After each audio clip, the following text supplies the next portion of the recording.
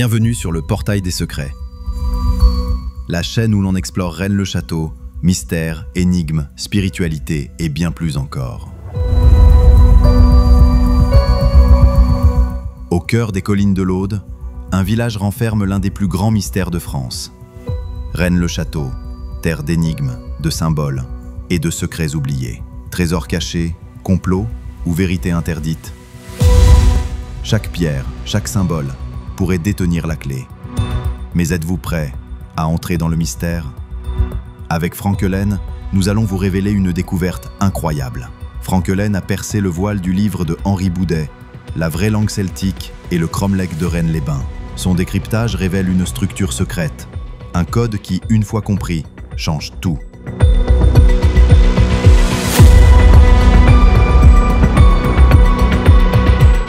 Abonnez-vous dès maintenant, activez la cloche pour ne rien manquer, likez et partagez cette chaîne afin de faire grandir notre cercle de chercheurs de vérité. Parce que certaines vérités méritent d'être révélées.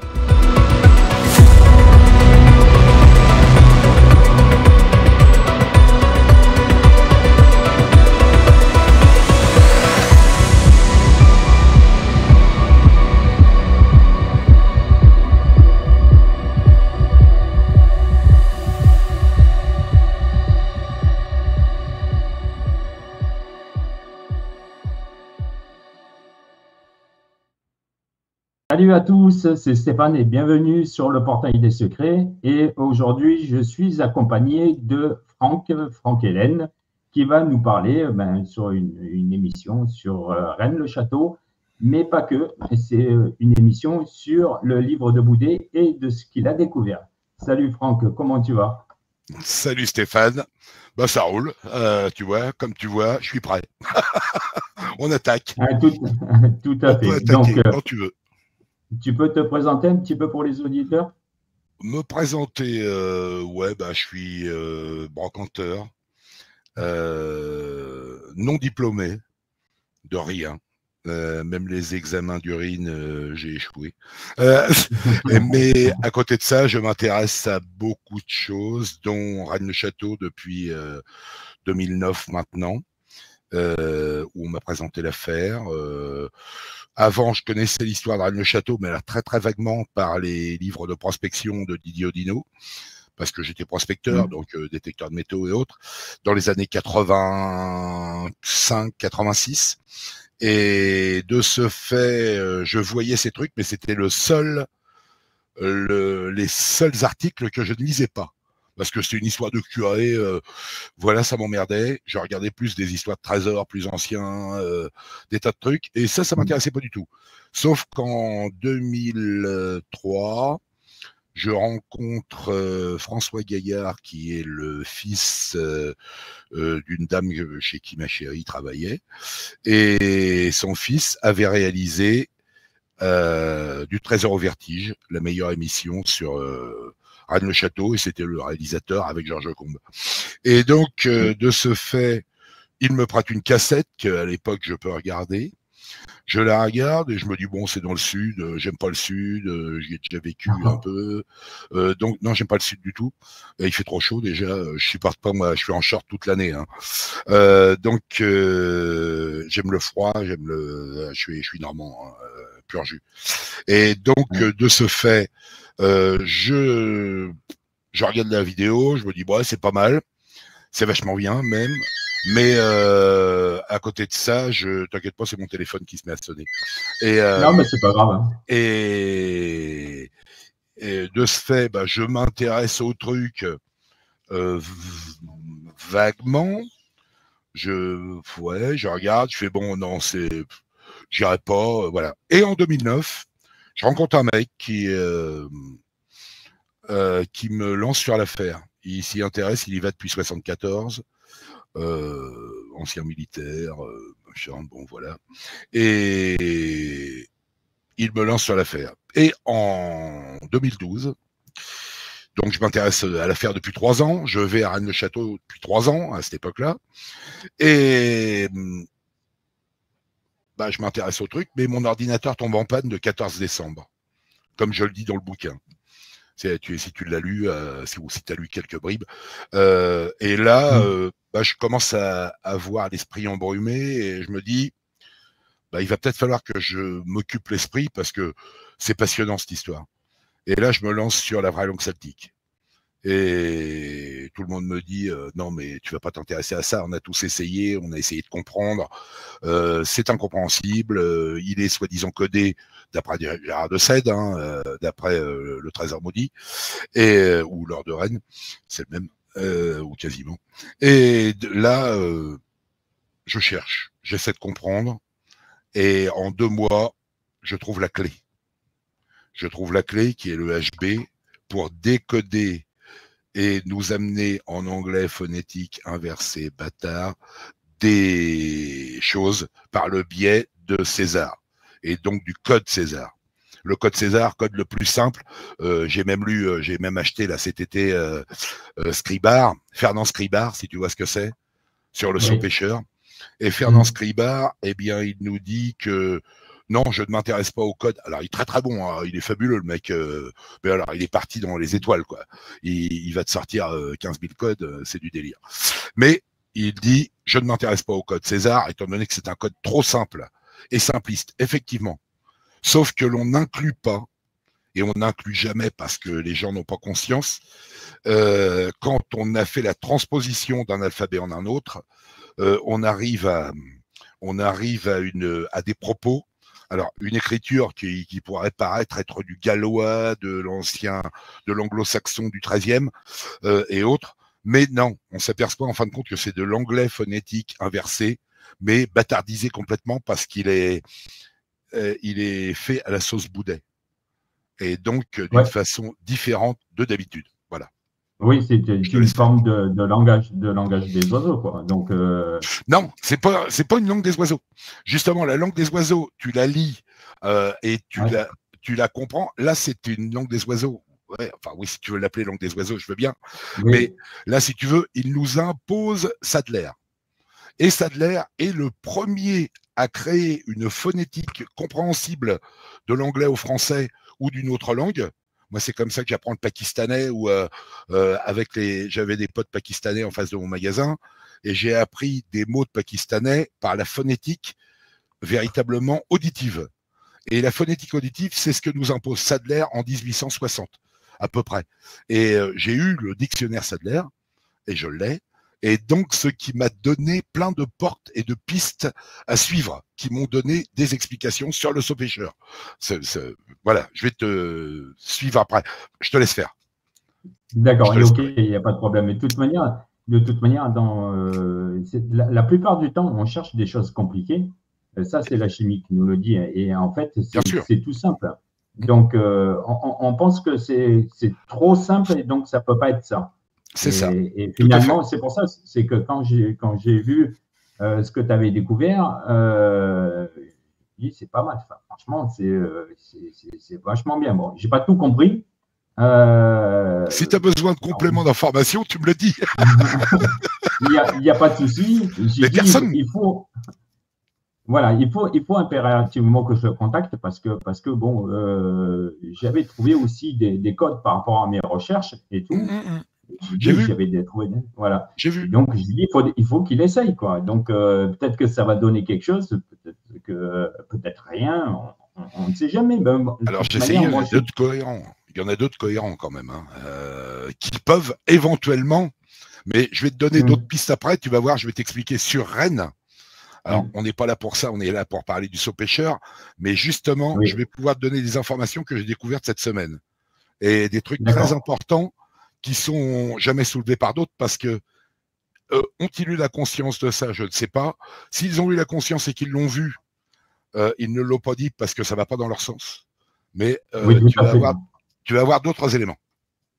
Oui, tout à fait. De toute manière, j'ai l'impression que l'affaire de Rennes-le-Château, en fait, on n'a pas envie que ça se trouve, mais il faut continuer à le chercher et continuer dans un mythe, comme un jeu, quoi, un jeu infini.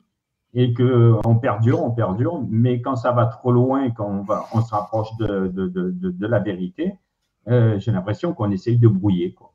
Il y a une vérité. Pardon, voilà. Vas-y. Non, Comme tu nous parlais des doubles et tout ça, tu sais, dans une vidéo, là, j'ai regardé cet après-midi, tu nous parlais de doubles. Je vais t'en révéler d'autres des doubles. Tu vas voir que c'est pas il y rien. en a plein, ouais. Et grâce à Thierry Garnier m'a donné l'ascendance la descendance, pardon, de Béra. Tu vois qui est Béra? Le comte de Razès. Alors, c'est le comte de Barcelone et du Razès, dont Rouget a parlé, sauf qu'on n'arrive pas à trouver la trace de ce Béra. Il est arrivé à Rouen en 820 et il a disparu en 844. Sauf qu'entre ces deux époques-là, c'est-à-dire il y a 24 ans, je me suis branché avec des potes qui sont à la bibliothèque, qui sont aux archives départementales et tout le bazar. Personne ne peut me donner une information. Et je vais t'expliquer après, tu verras. C'est assez délicieux à se grignoter. Mais de toute manière, l'affaire est passionnante. C'est pour ça. Ah bah là, plutôt, t'as raison. Plus on avance, plus on découvre des choses, quoi. Donc c'est ça impressionnant, parce que même on va très loin. Je suis allé jusqu'à Lyon.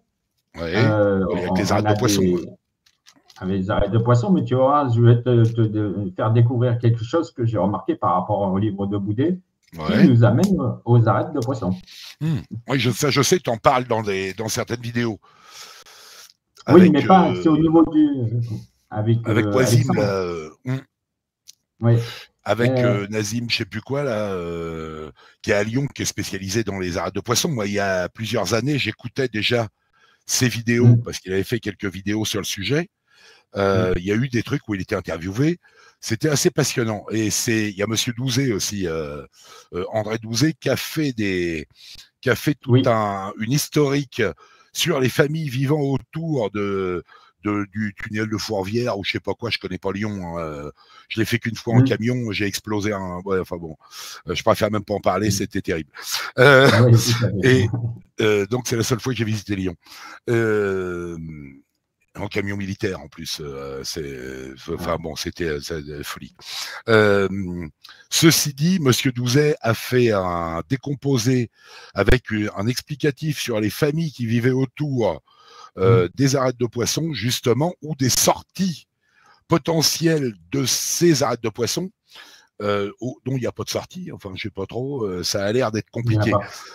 Oui, il n'y en a pas, c'est ce qui s'explique. Et puis les fameuses boules énormes qui sont là-dedans, il y a des trucs, je sais plus, je me rappelle plus, il y a longtemps que j'ai vu ça. Comment? Il y a une pierre, qui est dans les arêtes de poisson, une très grosse pierre, et puis elle est à la même place que celle qui est au-dessus à l'extérieur. D'accord, et tu y es allé toi, là-dedans? Tu es rentré là-dedans?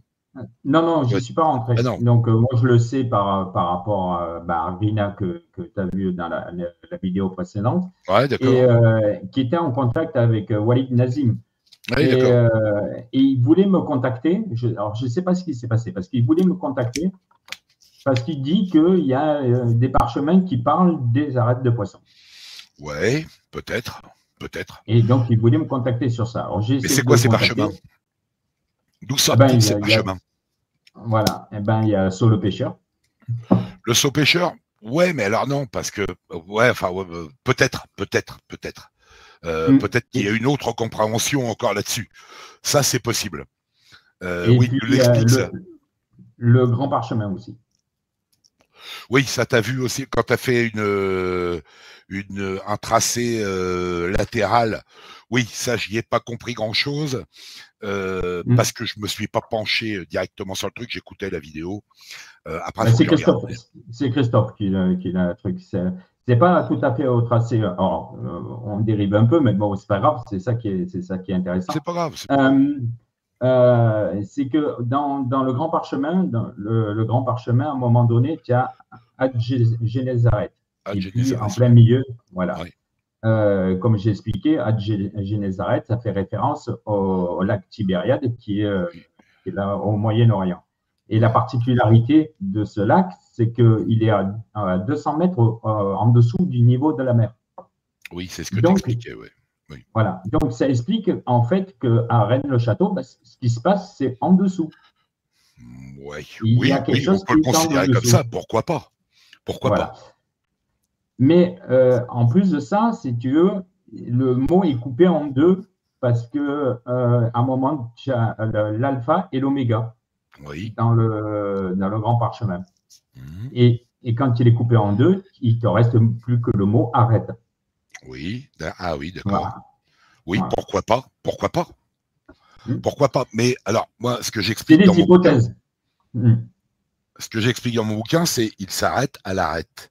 Et Hmm. avec la sortie, les 63 cases, la cellule créée par la diffusion à partir du mot UMGLNYY sur le saut pêcheur, tu as une détermination d'une cellule, on s'arrête à l'arête et à l'embouchure du Rhône pour nous donner une forme de 63 cases. Tu grignotes 25 fois, comme il explique, en nous donnant les préceptes du machin qui est inspiré du livre de Tobie. C'est d'ailleurs ce qui m'a donné la clé et ce qui m'a fait comprendre le reste. C'est quand Netchakovitch a dit ah ouais, mais ce document, personne ne l'évoquait avant. Et Johann Netchakovitch dit ouais, bah ce texte est issu du livre de Tobie. Et là, je fais livre de Tobie, donc Asmodée. Et donc, à partir de là, pourquoi avoir un texte de 200 caractères sans que soit jamais évoqué le démon qui est primordial dans cette histoire, qui tue les maris de Sarah et tout le bazar dans l'Ancien Testament. Et de là, je me dis merde, pourquoi Asmodée n'apparaît-il pas? Ne serait-il pas le malin dont tu parles dans ta vidéo? Ne serait-il pas un malin 20 fois Tagada? Et là, c'est comme ça que j'ai compris et que j'ai appliqué le code HB, c'est-à-dire BH, parce que là, c'est retourné. Il y a 3 possibilités de coder, c'est-à-dire 75 possibilités avec le W et 78 possibilités avec le W. Et en omettant le W, c'est-à-dire qu'il a été institutionnalisé qu'au 20e, en 1964, je crois, il a été officialisé. Donc avant, il était utilisé si on avait envie. En même temps, ça se composait plus dans les mots anglais, wagon, tagada, wasing, chez les nordistes, ouais, peut-être. Et donc, c'est là que je me suis dit, mais alors, qu'est-ce que c'est le UMGLNY?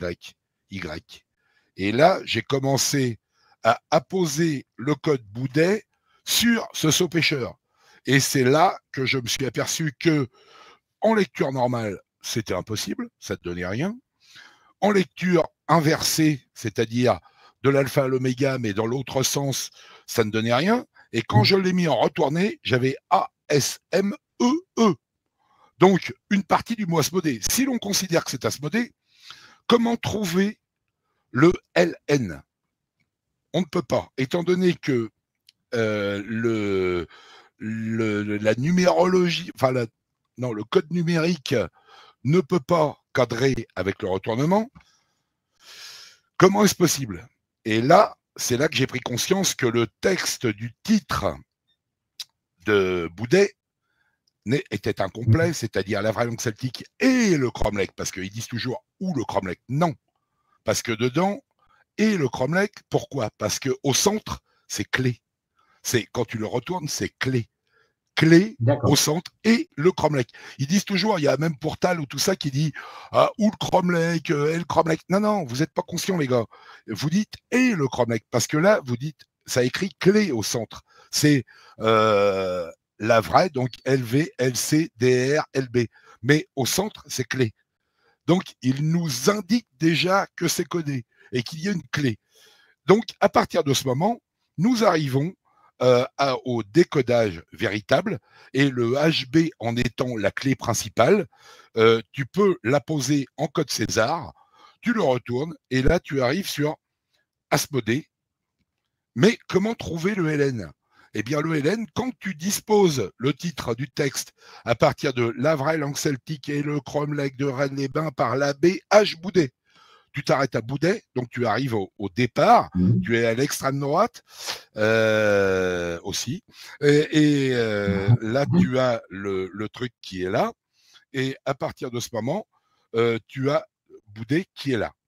Et à ce moment, bah, le YY est substitué, se substitue le titre, merde, pardon, je m'embrouille.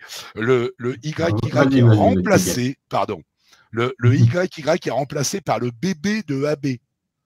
Et ce BB de AB, juste avant, il y a Parlab. Et là, le Parlab ça devient le Parlab, alors qu'avant, c'était le UMGLNYY. Donc, UMG, et là, le LA est compatible en transformation par le biais d'un seul codage, en code César, pareil, avec le même protocole de retournement. Tu fais le même avec Edmond Boudet, et là, c'est BE et pas EB. Et en BE, et ben là, ça peut se transformer et ça devient OD, c'est-à-dire Asmodée. Et donc, c'est comme ça que j'explique que Henri Boudet et son frère Edmond Boudet se présentent en gardien à la place du gardien Asmodée. Parce que ça paraît quand même un peu bizarre qu'un curton et un notaire, bon, les notaires, après, j'en connais des biens, mais voilà, deviennent les gardiens à la place du gardien. C'est simple, c'est ce qui nous explique, et c'est ce qui nous explique dans cette transformation. Après, il y a certainement d'autres transformations que je cherche. J'en ai des feuilles et des feuilles. Et là, j'ai trouvé d'autres trucs. Tu vas voir tout à l'heure, tu vas te marrer. Ça va être, c'est délicieux. Ok. Enfin bon, voilà. Je te monopolise pas. Voilà, je te laisse. Ouais, ok. On va lancer le truc. Et donc, j'ai fait quelques prises. Très bien. Et puis, on va avancer comme ça. Et puis, bon, tu as écrit un bouquin. Et ce bouquin, on peut le trouver où? Chez moi. C'est sur quoi, Tato? Le bouquin, c'est sur eBay. C'est sur eBay. On le met sur eBay. C'est mon fils qui le vend. Oui, comme ça, je le mettrai dans la description. Et donc, voilà, pour les auditeurs, s'ils veulent se procurer ton bouquin. Sinon, donc, on peut le trouver à la Rose Rouge à Rennes. À Rennes-le-Château et à la librairie du village. À la librairie de l'abbé. Je mettrai tous les liens. Oui. Et comme ça, si les auditeurs sont intéressés par ton livre, donc ils iront directement voilà, c'est pas plus mal. L'acheter. Voilà. Allez, on y va. Alors, donc, tu nous as parlé de la page 170. C'est là où tu as trouvé le code César. Oui. Alors, le droïde. Vas-y, je te laisse faire. Tu veux que je parle ou... Voilà, vas-y, je te laisse faire. Bon, page 170. C'est ton bébé. Oui, c'est mon bébé, mais attends, elle était là pour me présenter. Après, je veux pas te bouffer non plus la tronche, quoi. Alors, c'est pas le but du jeu. Donc, page 170. Oui, l'abbé Boudet nous dit que César a tenté d'adoucir les sons gutturaux de la langue celtique en nous disant qu'il trouvait que la langue était un peu râpeuse, et donc il transforme le trouide en druide. Et il nous dit qu'à la fin, on comprendra l'énigme. Bon, là, j'y vois rien parce que je suis un peu bigleux. J'ai pas mal loup. Ouais, j'ai mal loup. Là, elle est là. Waouh. Viens là, toi, Martine. Oui, et donc ce dernier terme permet de trouver aisément la clé de l'énigme. Oui, enfin la clé, une partie de la clé. Parce qu'en fin de compte, il nous dit qu'il faut transformer une lettre en une autre. Donc du T, on arrive au D. Donc ce qui nous implique que César, parce qu'il nous cite César, et quand il nous cite César dans son bouquin, c'est pas pour rien généralement. C'est pas pour faire une partie de cartes ou aller cueillir des phrases à Plougastel. Il nous dit qu'on comprendra aisément, effectivement. C'est comme ça que je me suis inquiété, enfin non pas inquiété, je me suis intéressé plutôt, le terme n'était pas approprié. Et donc, à partir de ce moment, je suis revenu aux observations préliminaires.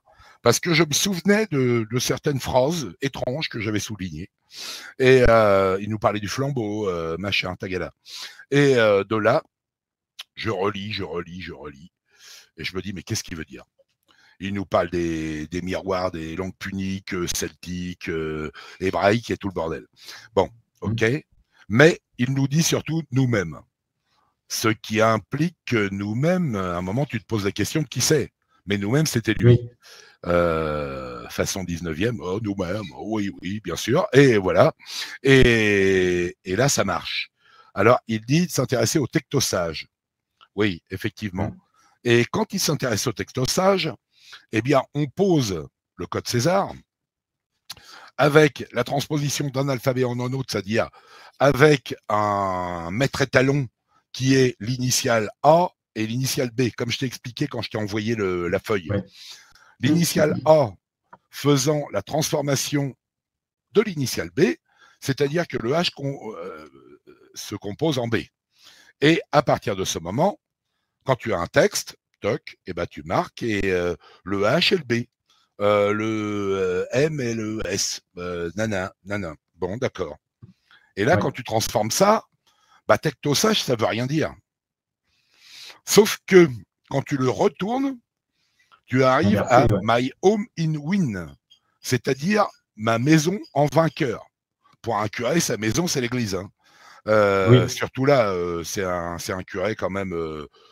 C'est un roico, il est bien ancré dans sa paroisse, tout le bordel. Donc, il a envie de dire quelque chose. Donc, my home in win, eh bien, ma maison en vainqueur. Mais il dit, ne pas s'attacher trop à ce que je dis, parce que quelque part, ça ne sera pas une vérité première, il faudra après réfléchir. Enfin, il nous l'explique. Et à partir de ce moment, j'ai commencé à travailler avec les codes. J'ai commencé à faire le code HB dans un sens, le code HB inversé, parce que ça, c'est sûrement pas compris dans le code César à l'époque. Peut-être que César avait compris d'autres formes, mais il y a 3 formes de transformation d'un alphabet. Et donc, ce qui implique que 3 formes multipliées par 26, ça fait 3 par 26, non, en tout, il y a 153 possibilités. Donc, il y a 72, 3 fois 6, 18, 78 formes, 78 possibilités et 75 possibilités si tu ne mets pas le W. Donc, comme je ne savais pas si on devait le considérer ou pas, parce qu'il n'y en a pas dans le saut pêcheur, et au départ, on ne sait pas, donc j'ai essayé toutes les possibilités. J'en ai fait des cahiers entiers et je passais chaque lettre au crible. Là, c'est un taf de taré, mais c'est génial. Parce que là, ça te fait comprendre un fonctionnement, oh merde, c'est pas grave. Possibilité. Non, c'est pas grave, t'inquiète pas. Ma chérie, elle prend le téléphone. Voilà. Et donc, à partir de ça, tu peux comprendre certaines choses par rapport à certaines transformations d'alphabet. Et donc, il y a 153 possibilités d'alphabets différents. Et donc, ce qui nous donne de l'anglais phonétique inversé bâtard, avec my home in win, avec... C'était quoi? Ah oui, ils nous font chier. Et donc, par exemple, avec Rennes celtique, Boudet nous fait un gros clin d'œil dans sa vraie langue celtique, parce que il apparaît à un moment Rennes celtique, qui veut dire, en fin de compte, you can find my hill. Vous pouvez trouver ma colline. Donc, ce qui implique qu'il y a une colline qui est plus importante que les autres. Le Cardou, les Lampos, j'en sais rien. Ça peut être n'importe laquelle. Nous l'explique-t-il dans le bouquin? Peut-être. Peut-être oui, pas. Je pense, oui. Il doit l'expliquer. Mais il faut aller chercher le... connaissait-il l'endroit? Je suis même pas sûr qu'il connaisse l'endroit. Et je suis même pas sûr que Saunière connaisse l'endroit. Parce que Saunière, moi, je pense qu'il a pompé un autre trésor. Et le trésor des... Trésor des voitures. Il n'y en a pas qu'un. Il y en a pas qu'un, en fait. Il y a 14 histoires de trésors, ou je ne sais plus combien. Tout à fait. Ça, je peux confirmer. Et je pense que tous les deux, ils sont sur la piste de quelque chose, mais ils ne l'ont pas découvert. Non. Ils en ont peut-être découvert un autre. Ouais. Peut-être un autre. Moi, pour moi, c'est le trésor des Volques Tectosages qui a été pillé en 279 à Delphes et qui a été ramené aussi dans le sud de la France. Les mecs ont été après infectés par la peste. Enfin bon, à Toulouse. Ils ont eu des tas de problèmes. Ouais. Oh merde. Oh, c'est pas vrai. Donc ça a été ramené par une légion à Toulouse, mais apparemment ils ont eu des problèmes. Donc jusqu'au retour. Bah oui, c'est ça. J'ai le tracé de l'histoire. Mais ce que je voulais dire, c'est que déjà par rapport au W,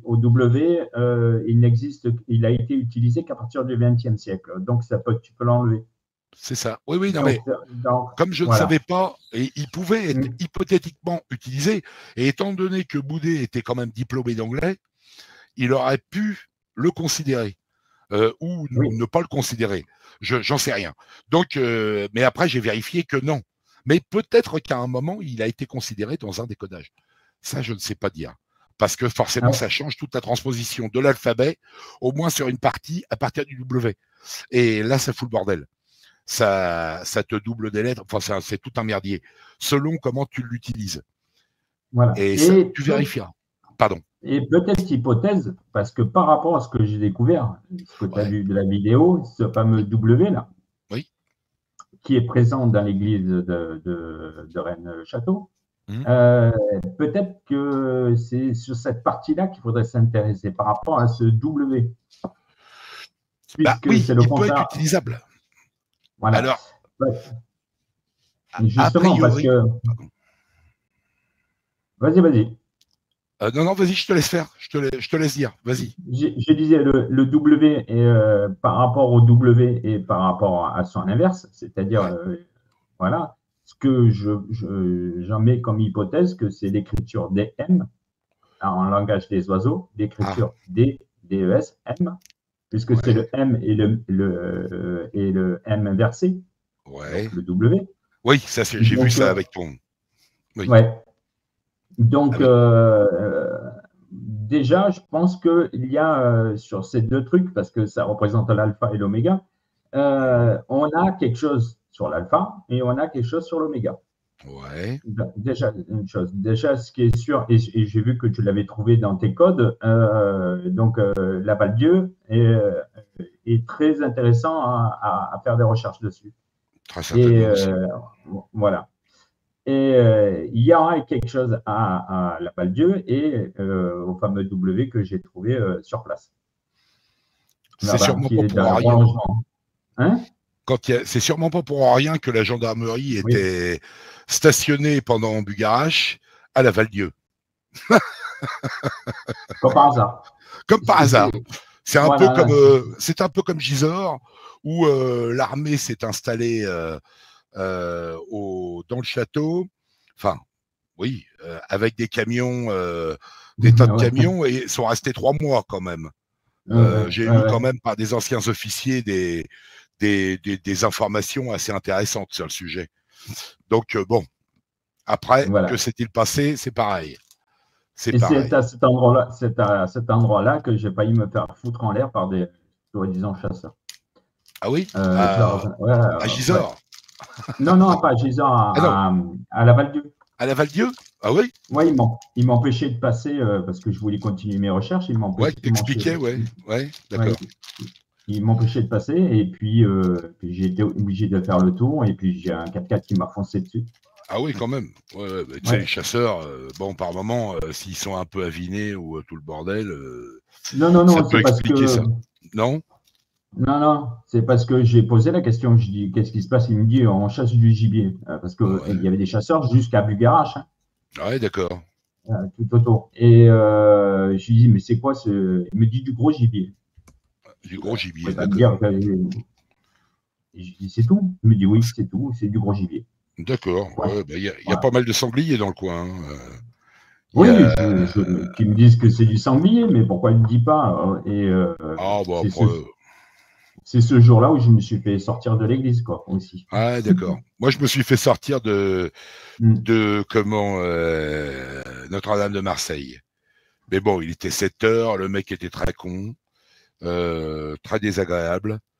Bon, j'ai appris après que c'était un lieu privé, privé-public. Il me voyait, j'étais en train d'éclairer une crèche de gamins qui était dans le truc avec des trucs tricotés. J'étais en train de regarder ça, mais il me dit, monsieur, vous avez l'air très curieux. Il surveille la caméra, il me dit, oh, Marie vous surveille. Je lui fais, ouais, t'as raison. Et je lui ai dit, mais t'es pas le frère. Il ressemblait un peu à Jean-Michel Pousse. Alors je lui ai dit, tu serais pas un frangin de Jean-Michel Pousse? Il m'a dit, ah, je connais pas. Bon, enfin bon. Et puis, je pense qu'il a dû voir tous ces gens aussi. Bon. Après, on s'est fait jeter. Et puis, mais bon, comme il était tard, on arrivait, il devait être 7h moins le quart, 7h moins 20. Bon, je comprends. Mais bon, il pourrait le dire d'une autre façon, quoi. Alors que des chercheurs, ils doivent en voir tout le temps. C'est vrai que ça doit être casse-couille au bout d'un moment parce que il y a des tas de mecs qui sont pas respectueux des lieux. Nous, on respecte totalement les lieux. Même quand je fume une clope dans la nature, je fous mon mégot dans la poche. Enfin bon, tu vois, ça peut être n'importe quoi, mais nous, on sait se tenir. On fait pas les marioles, on fait pas les guignols. Ça aurait été des wesh, il aurait rien dit. Donc bon, voilà. Et mais je comprends qu'on se fasse virer aussi dans ces coins-là. Moi, je suis tombé sur des gens charmants. On est allé à Serres. On est tombé sur le mec de la ville là, qui faisait l'entretien. Il a été charmant. Le mec, c'était un rebeu qui était là, qui était cool, qui faisait son taf, qui emmerdait personne. Et il me dit, bah, monsieur, je vais aller demander la clé à la mairie. Ils sont venus me voir. Ils sont adorables. À Serres, ils sont vraiment très sympas, quoi. Et puis, alors qu'on était mal reçus autre part. Bon, voilà. Après, c'est des éléments factuels, voilà. Mais c'est ça qui est intéressant, c'est les alentours. C'est ce que, bien sûr. Les périples qui nous arrivent. Il nous arrive des trucs un peu bizarres, mais bon, la région est comme ça. Hein. La région est comme ça. Il nous arrive des trucs très étranges, très amusants. Il se passe des choses bizarres. Oui, tout à fait. Ouais. Je confirme. Ouais. Ça nous arrive à tous, je pense. On continue. Voilà. Donc, hop, troisième diapo. Voilà. Alors là, pourquoi est-ce que j'ai mis ça comme ça? Eh bien, c'est suite à une erreur, dis donc. C'est suite à une erreur. Alors, c'est génial parce que là, l'erreur a été fabuleuse. J'ai commencé à noter en dessous de Parlable, c'est-à-dire à l'endroit de ASMU, LN, ASMLN, YY, enfin UMG, non, UMG, LN, YY. Et là, j'avais commencé à isoler un truc qui me paraissait, parce que j'avais vu que le ASM le UMG correspondait à ASM. Et donc, à partir de ce moment, j'ai continué pardon, Parlable et boudé, tac, tac, tac, jusqu'à la fin. Donc, on arrive à 63 cases. 63 cases, donc 7 fois 9, hein, si je me rappelle bien. Et donc, à partir de ça, j'extrais une cellule que je retourne 2 fois. Là, je la retourne 4 fois dans le bouquin pour bien faire comprendre aux gens qu'il faut déplacer suivant les préceptes du saut pêcheur, c'est-à-dire son poisson sur la grille, 2 fois retourna, tagalagal. Et de là, j'arrive au coin, comme d'habitude, au coin, un fils, au coin, ton père, tout le temps. Et donc, à partir de là, on arrive au coin, et là, on peut extraire, on voit l'ange Baal, il y a aussi Seth qui est considéré dedans, mais que je n'ai pas cité, j'ai cité que le plus simple. L'ange Baal a volé le grual parce que sinon ça écrirait croix, que je traite aussi dans la carte de Boulet, parce que quand c'est marqué croix grecque gravée, en fin de compte ça veut dire grual, mais il est dans une autre fonction de transposition et de décomposition, parce qu'il est dans l'autre sens, pour grual. Et grual, en fin de compte, c'est Graal. Et Graal, et donc ça nous dit, à un moment, donc c'est que j'ai foutu ma feuille, tagalagalagalac, alors croix, il est en HB, en BH, je crois, et Mai Ipula, Mai Okwila, donc Mai Ipula, Mai Okwila, donc mon chêne sera le Graal. Et là, c'est ce qu'il dit dans croix gravée. Et c'est pour ça notamment que Boudet a mis des croix grecques et pas des croix latines. Parce que s'il mettait des croix latines, eh ben, ça n'aurait pas la même signification en transposition et en transformation code César. Donc, s'il marque grec, avec son code, eh bien, on arrive à My Hawk will the Grail. Et donc, mon chêne sera le Graal. Alors, qu'est-ce que ça veut dire? Bonne question. Y a-t-il un chêne où mon chêne sera le Graal? En plus, on nous parle de Odrunos dans la vraie langue celtique. Quand il nous parle du chêne, il nous dit Druno, Druna, Odrunos en grec. Enfin bon, donc il nous perd un peu en bordel, comme à son habitude. Mais au milieu de tout ça, il faut en extraire le substrat. Et ce substrat, bah, il est là. Il est là et voilà. Tu l'as vu certainement dans mes... Oui, oui, tout à fait. Et ce qui tombe bien, l'endroit où je vais, qui s'appelle la Fontaine des Quatre Étoux. Oui, je connais, oui. Il y a un très vieux chêne. Oui, oui, oui, je sais. Alors, tu as vu un peu la fontaine, c'est des gouttes d'eau. Hein. Enfin, moi, les seules...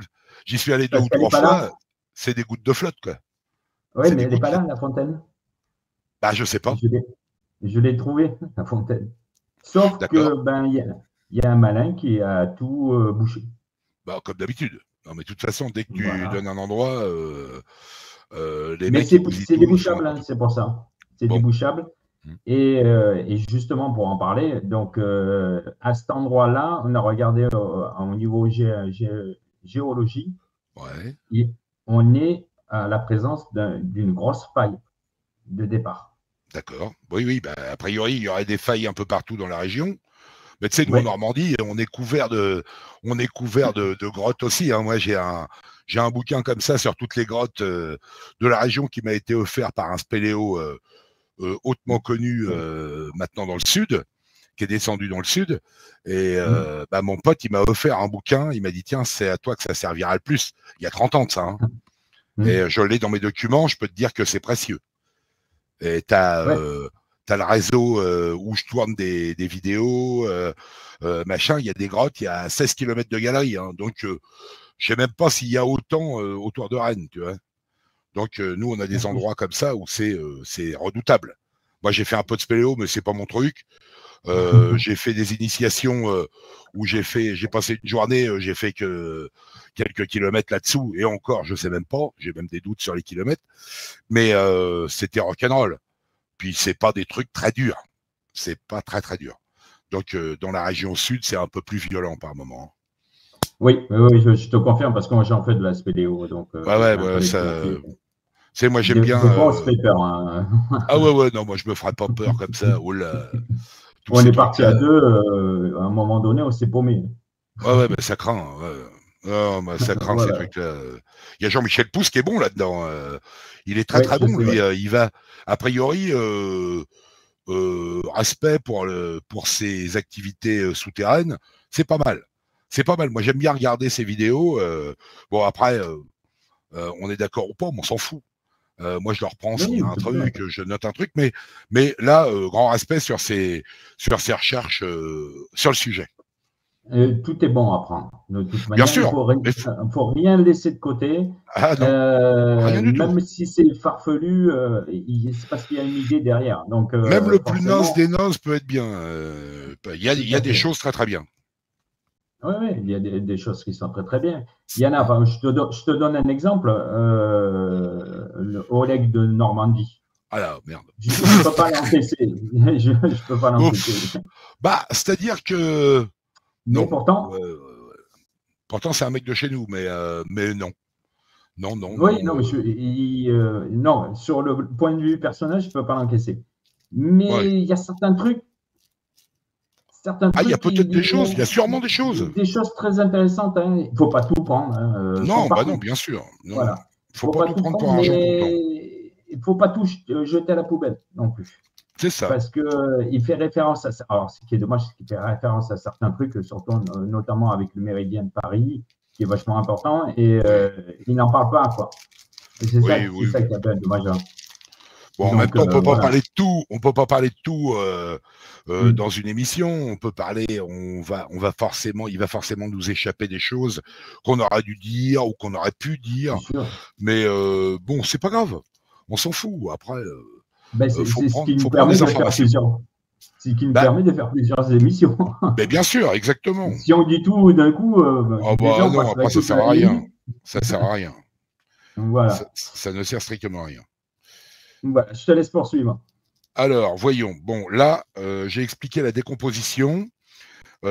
Je l'ai fait en 4 phases pour que les gens comprennent bien comment je progressais, parce que ce sont les préceptes donnés par Boudet, parce que c'est Boudet qui a écrit le truc, obligatoirement, ce qui d'ailleurs gêne tout le monde, parce que le saut pêcheur crée un lien, même une avenue, un canyon incroyable dans lequel on ne tombe pas, parce que le saut pêcheur est caché à Rennes-le-Château, mais il est en rapport et il est indécodable sans le code Boudet, c'est-à-dire HB. Et il est Oui. incompréhensible sans ce code HB. Donc que personne ne veut considérer parce que tous les chercheurs patentés de Rennes ou d'ailleurs ne soumettent pas à une analyse. S'ils le font, c'est en planquette. Bon, il y en a qui ont les éléments, j'en ai même donné aux gens qui sont à Rennes maintenant. Donc, après, ils peuvent l'utiliser.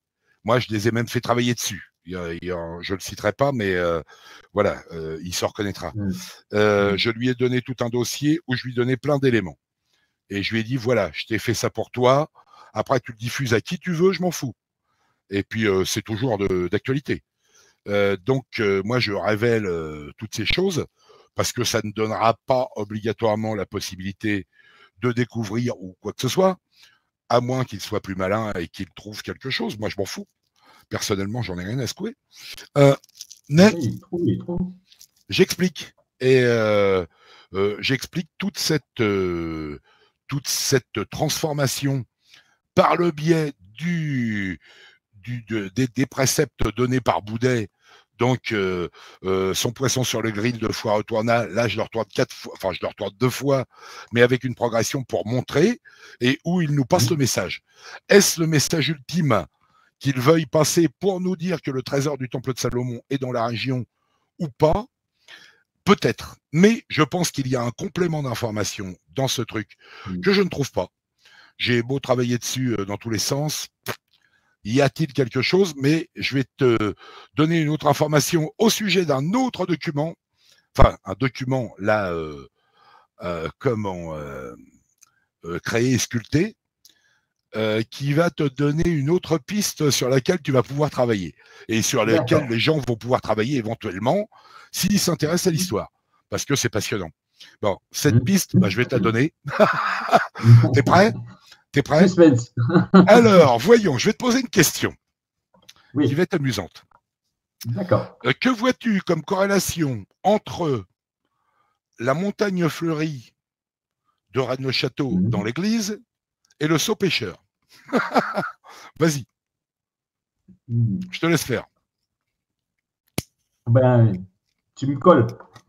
Ouais, c'est une colle. Bon, alors je vais te le dire, parce que sinon je ne vais pas te faire végéter 15 000 ans. Oui. Voyons. Quand tu prends le texte qui est « Venez à moi, vous tous qui souffrez et qui êtes accablés, et je vous soulagerai ». Rudy, par exemple, nous en parle en nous disant « Oui, machin, avec le point. Oui, ça fait 64 lettres. Sauf que ces 64 lettres, quand tu les apposes, tu commences à le début du saut pêcheur, c'est-à-dire Y-E-N, S-Z-U-M-U-G, nanana, nanana. Tu commences, tu considères que Y est le V de venez. Venez à moi, vous tous qui souffrez et qui êtes accablés, tac, et tu arrives à 64 lettres. C'est-à-dire que tu fermes la boucle. Tu vas de l'alpha à l'oméga. Tu piges ça? Bon. Et là, tu arrives, tu as le point juste en dessous du Y qui devient le V pour l'occasion et qui nous fait la totalité du texte. Ouais, si tu l'as en photo, ça sera bien. Voilà, bon, tu vois, on est au Y en haut à gauche. Là, pour un coup, je suis à l'extrême gauche. Donc, Eh ben. oh merde, putain, quand tu fais le tour, tu y arrives. Et donc, le Y, et tu arrives en dessous du Y, bah, tu arrives au point de je vous soulagerai. Ouais. D'accord? Le S commence à haut, là, toc, toc, soulagerai. Et de ce fait, tu t'aperçois d'une chose, c'est que tu peux apposer dans sa totalité tout ça. Est-ce que Boudet n'a pas utilisé Saunière pour marquer ce texte? Parce qu'a priori, ça ne serait pas le texte véritable biblique. Ce texte est un texte transformé pour l'occasion. Mais pourquoi? Parce qu'on arrive, on fait 64 lettres. On arrive là. Mais qu'y a-t-il comme possibilité de vérification? Eh bien, tu prends la deuxième, troisième lettre, c'est-à-dire EN. Tu pars de ce principe et de ce protocole en commençant par venez. Donc, au lieu de Y, tu mets un V. Venez à moi, vous tous qui souffrez, tu pourras le faire à la maison après, tu verras. Et là, tu arrives au point, ça se dessine, bout. Bon, ça se dessine. Pourquoi nous l'a-t-il fait? Nous l'a-t-il fait pour nous intéresser au fait que quand le sot pêcheur sera découvert, on pourra comprendre le sot pêcheur par ce biais. Parce que dans ces lettres, eh ben, il y a 10 points de convergence avec le sot pêcheur. Tu refais toutes les lettres. Le Y, non. Le E, non. Le N, le oui, le N, oui. C'est les deux premières lettres. Et c'est à partir de ce moment, c'est-à-dire en lettres doubles, qu'il nous diffuse tout ça. Et surtout le long de ce pourtour du sot pêcheur, c'est-à-dire 64 lettres, eh bien, tu as 10 points de convergence. 10 points de convergence où il y a les lettres qui sont là. Donc, c'est bien pour qu'on inscrive ce texte particulier sur ce sot pêcheur. Mais il n'y a pas que ça. Après, il y a les autres. Tu vois, VUL, VUL, qui est juste en dessous du Y, là. Et bien, là, c'est vulnerum. Ce sont les indications et les inscriptions de l'Église. Donc, mais là, elles sont trop courtes. Alors, je t'expliquerai pas la suite parce que je suis en cours, mais on arrive à des compréhensions avec des points de conjonction des lettres. Et à partir de ça, on sait où inscrire ces fameux trucs. Comme dans mes codages, avec le EN, machin, je mettais une barre pour dire, voilà, je commence à ces deux lettres contiguës qui nous font comprendre le texte dans le livre de Boudet. C'est pareil. Tu prends les mêmes protocoles et tu fais ça là-dessus. Et tu vas voir que, ben voilà, puis après les dispositions en boostant fédon, c'est-à-dire dans le déplacement du buffle, des bœufs dans les champs, c'est-à-dire que tu arrives au bout et tu tournes. Et ça correspond à de l'écriture médiévale. Les écritures médiévales étaient comme ça, sans point, ni virgule, ni quoi que ce soit. À l'époque, c'était quand même assez simpliste sans lettres, mais c'est même plus compliqué parce que pour le lire, c'est plutôt costaud. Et là, tu peux même y mettre ta langue des oiseaux. Tout à fait. Mais c'était réservé aux initiés. Donc, oui, voilà. Bah, aux initiés, mais moi, je ne suis pas initié du tout. Moi, je suis jamais qu'un branleur qui fait des... Ben, si on vivait à leur époque, on serait quand même initié. Parce que a priori, mais à l'époque, peu de gens étaient lettrés. Peu de gens étaient lettrés déjà. Donc, les lettrés, c'était le curton, c'était le. Après, c'était le maire du village et puis l'instituteur. Hein. Mais avant, à l'époque médiévale, c'était qui? C'était même pas obligatoirement les nobliaux. Parce que les nobliaux, ils n'étaient pas tous lettrés véritablement. Il y en avait qui étaient un peu incultes. Hein. Oui, c'est pour ça qu'on faisait de l'art, on faisait des tableaux et des dessins. Ah, bah bien sûr, bah oui, évidemment, voilà. Évidemment. Pour expliquer les choses. Oui, bah ça c'est Carlier qui pourra t'en parler avec tes sculptures, je crois qu'il s'y est intéressé, toi aussi. Oui, donc c'est plutôt intéressant. Voilà. Et donc, c'est peut-être pour ça que c'est peut-être pour ça qu'il parle qu'il n'en reste que l'arrête. C'est possible. Alors ça, j'y crois pas trop. Non, enfin. Non. Là, c'est mon idée propre, hein. Je peux pas te dire plus. Mais l'arête, elle est là. Elle est là, je ne sais pas où, mais il faut la comprendre. Parce que regarde un peu ces retournements de compréhension. Regarde, l'embouchure du Rhône. On cherche tous les Saintes-Maries de la Mer, on va chercher comme tu en parlais dans ta vidéo, les Saintes-Maries de la Mer, on va te parler de Port-Saint-Louis, qui est à 72 km quand même. Alors moi, je réponds dans le bouquin, oui, bah, sur la carte, entre Port-Saint-Louis et l'Himalaya, sur une carte, oui, il y a, y a un bras, quoi. Donc, bon, faut arrêter de prendre les gens pour des cons. Après, c'est compliqué. Il faut y réfléchir parce que regarde, on s'arrête à l'arête. Là, on est presque, on est dans la langue des oiseaux. À l'embouchure du Rhône, eh bien, à l'embouchure du Rhône, mais du mot Rhône. Et donc, c'est la logique de Boudet. C'est une logique propre à Boudet. Donc, si, comme dirait mon pote, j'ai mon pote Steph qui me dit, qui était avec moi l'autre jour, qui me dit, Franck, il me dit, oui, mais toi, c'est normal. Il me dit, tu réfléchis à l'envers. Il me dit, tu as toujours une façon de comprendre les choses complètement inversée de la culture habituelle. Enfin, de la, oui, je sais pas quoi, je sais même pas. Mais il me dit, toi, tu réfléchis toujours autrement. Et bah, c'est peut-être ce qui fait que j'ai compris ça. Et tiens, d'ailleurs, j'ai un truc à te parler sur un sujet là qui va aussi choquer certaines personnes. Toi qui aimes l'alchimie, tu vas être un peu retourné parce que je vais expliquer.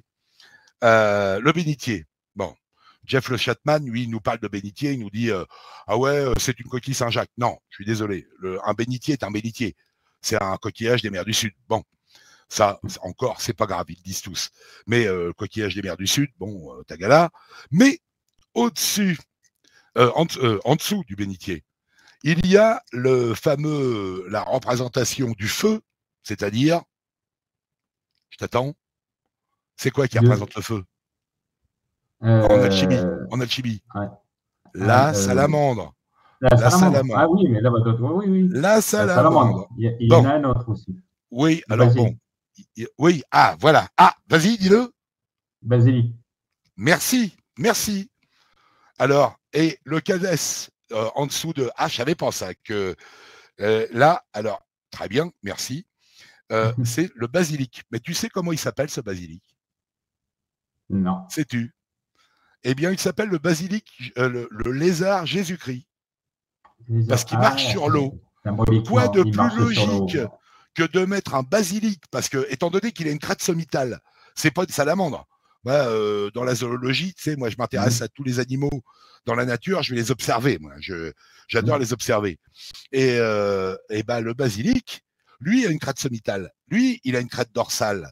Bon, là, on voit pas la crête dorsale à Rennes, mais on voit une structure osseuse qui est quand même presque une crête, qui est presque figurée, mais là, ça sera vraiment beaucoup trop évident.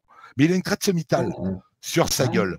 Et donc, du coup, ça sera pas une salamandre. Tout le monde veut que ça soit l'alchimie parce que ils sont tous barrés dans l'alchimie actuellement. Ils sont tous en train de se branler avec des trucs qui se prennent pour Dieu en essayant de transformer. Excuse-moi pour toi, mais on peut pas faire l'action de la Terre en 100 millions d'années en une chauffe dans un athanor. C'est un peu complexe. Après, bon, je sais que maintenant c'est imagé, c'est Tagada, c'est plutôt des. Enfin bon. C'est le bordel. Et du coup, c'est beaucoup plus logique que ce soit le lézard basilic, enfin le basilic, qui s'appelle le lézard Jésus-Christ. Pourquoi on l'appelle comme ça?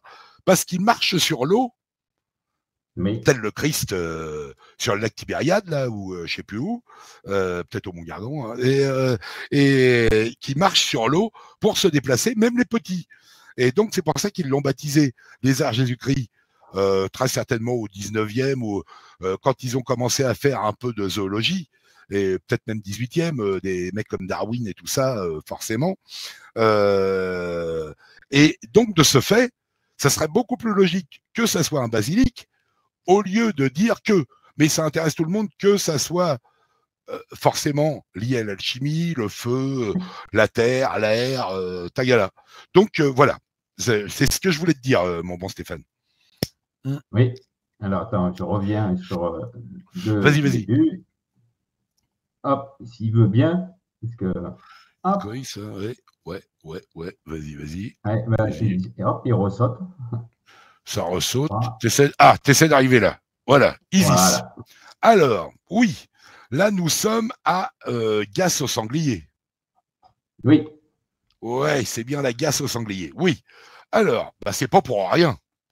C'est pas pour rien qu'il y a cette erreur. Par contre, ce qui est marrant, c'est qu'ils retranscrivent tous. Par exemple, tu as le père Goudonnet, lui qui a retapé intégralement la vraie langue celtique de A à Z. Donc, selon toute logique, sans faute. Ça, c'est une grosse connerie. Parce que il y a eu, c'est Franck Marie qui te disait, on ne s'attaque pas à un guignol. Franck Marie, il est quand même très très bon. D'ailleurs, lui, félicitations, quoi. Il a fait un truc avec 3600 mots extraits de la vraie langue celtique. D'ailleurs, si tu le trouves à Rennes, il est génial, ça vaut 10 balles chez Hélène, ou même à la Rose Rouge, je pense qu'il doit l'avoir aussi.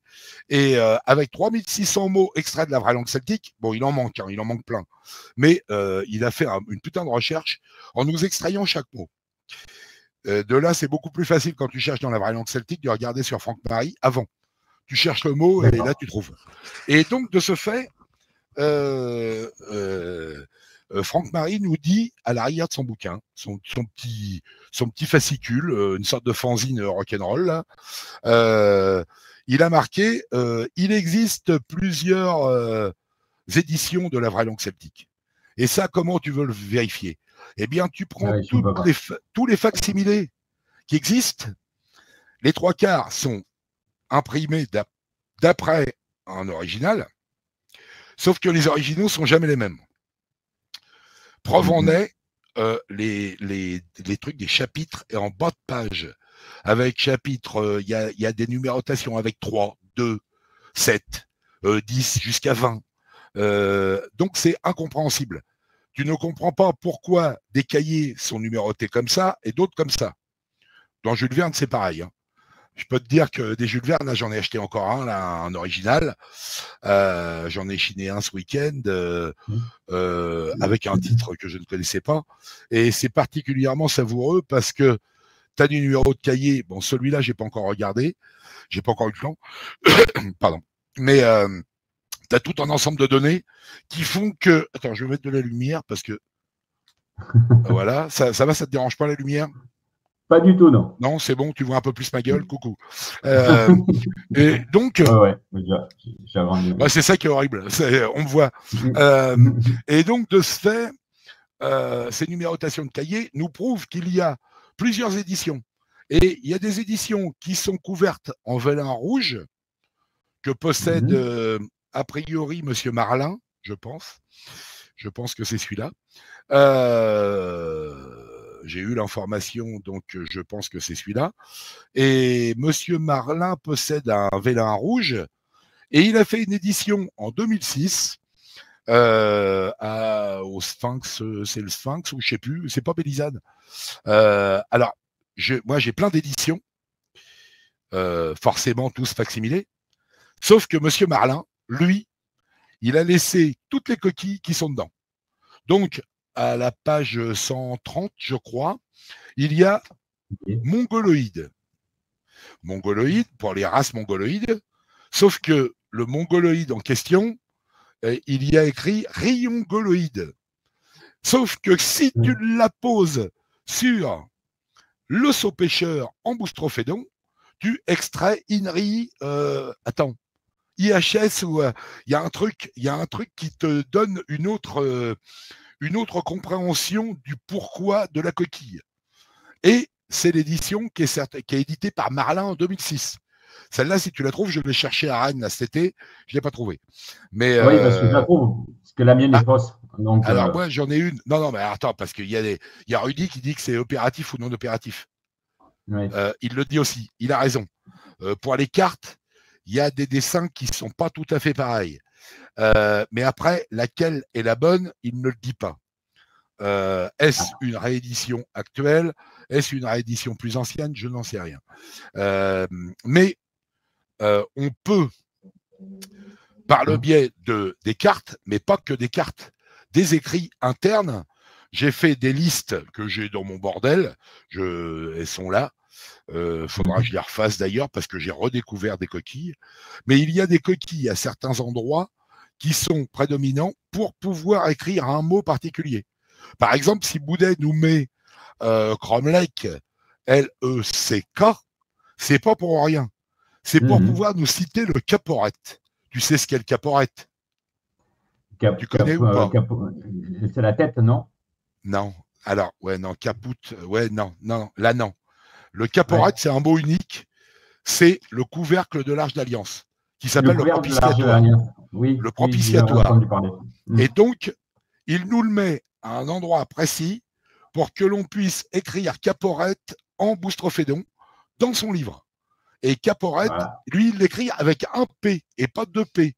Alors que dans les écrits hébraïques, j'ai un dictionnaire d'hébreu et de textes hébraïques retranscrits en français, sauf que caporette, à ce moment précis, eh bien, ils l'écrivent avec deux P. Mais lui, il l'écrit avec un P. Mais on a un mal de chien à trouver des informations sur le caporette. Et en fin de compte, c'est le propitiatoire.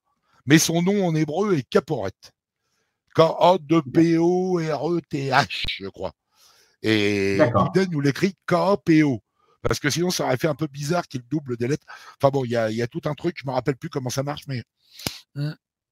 Oui, mais de toute manière, dans le livre, j'ai remarqué qu'il y a des trucs. D'ailleurs, je vais t'en dire une tout à l'heure. Il y a des erreurs. Il y a des erreurs. Mais quand on aura fini, là, c'est juste à la fin, à la suite de. Ah bah tu peux me le dire, hein, moi ça me dérange pas. Justement, au contraire, voilà, ça te fait grandir tu grandis de tes erreurs. Voilà, tout à fait. Donc là, ce qu'on va faire, c'est qu'on va, parce qu'on va, on fera une prochaine émission où on approfondira. Parce qu'on va pas tout donner maintenant. On va pas tout donner tout de suite, bien sûr. Voilà.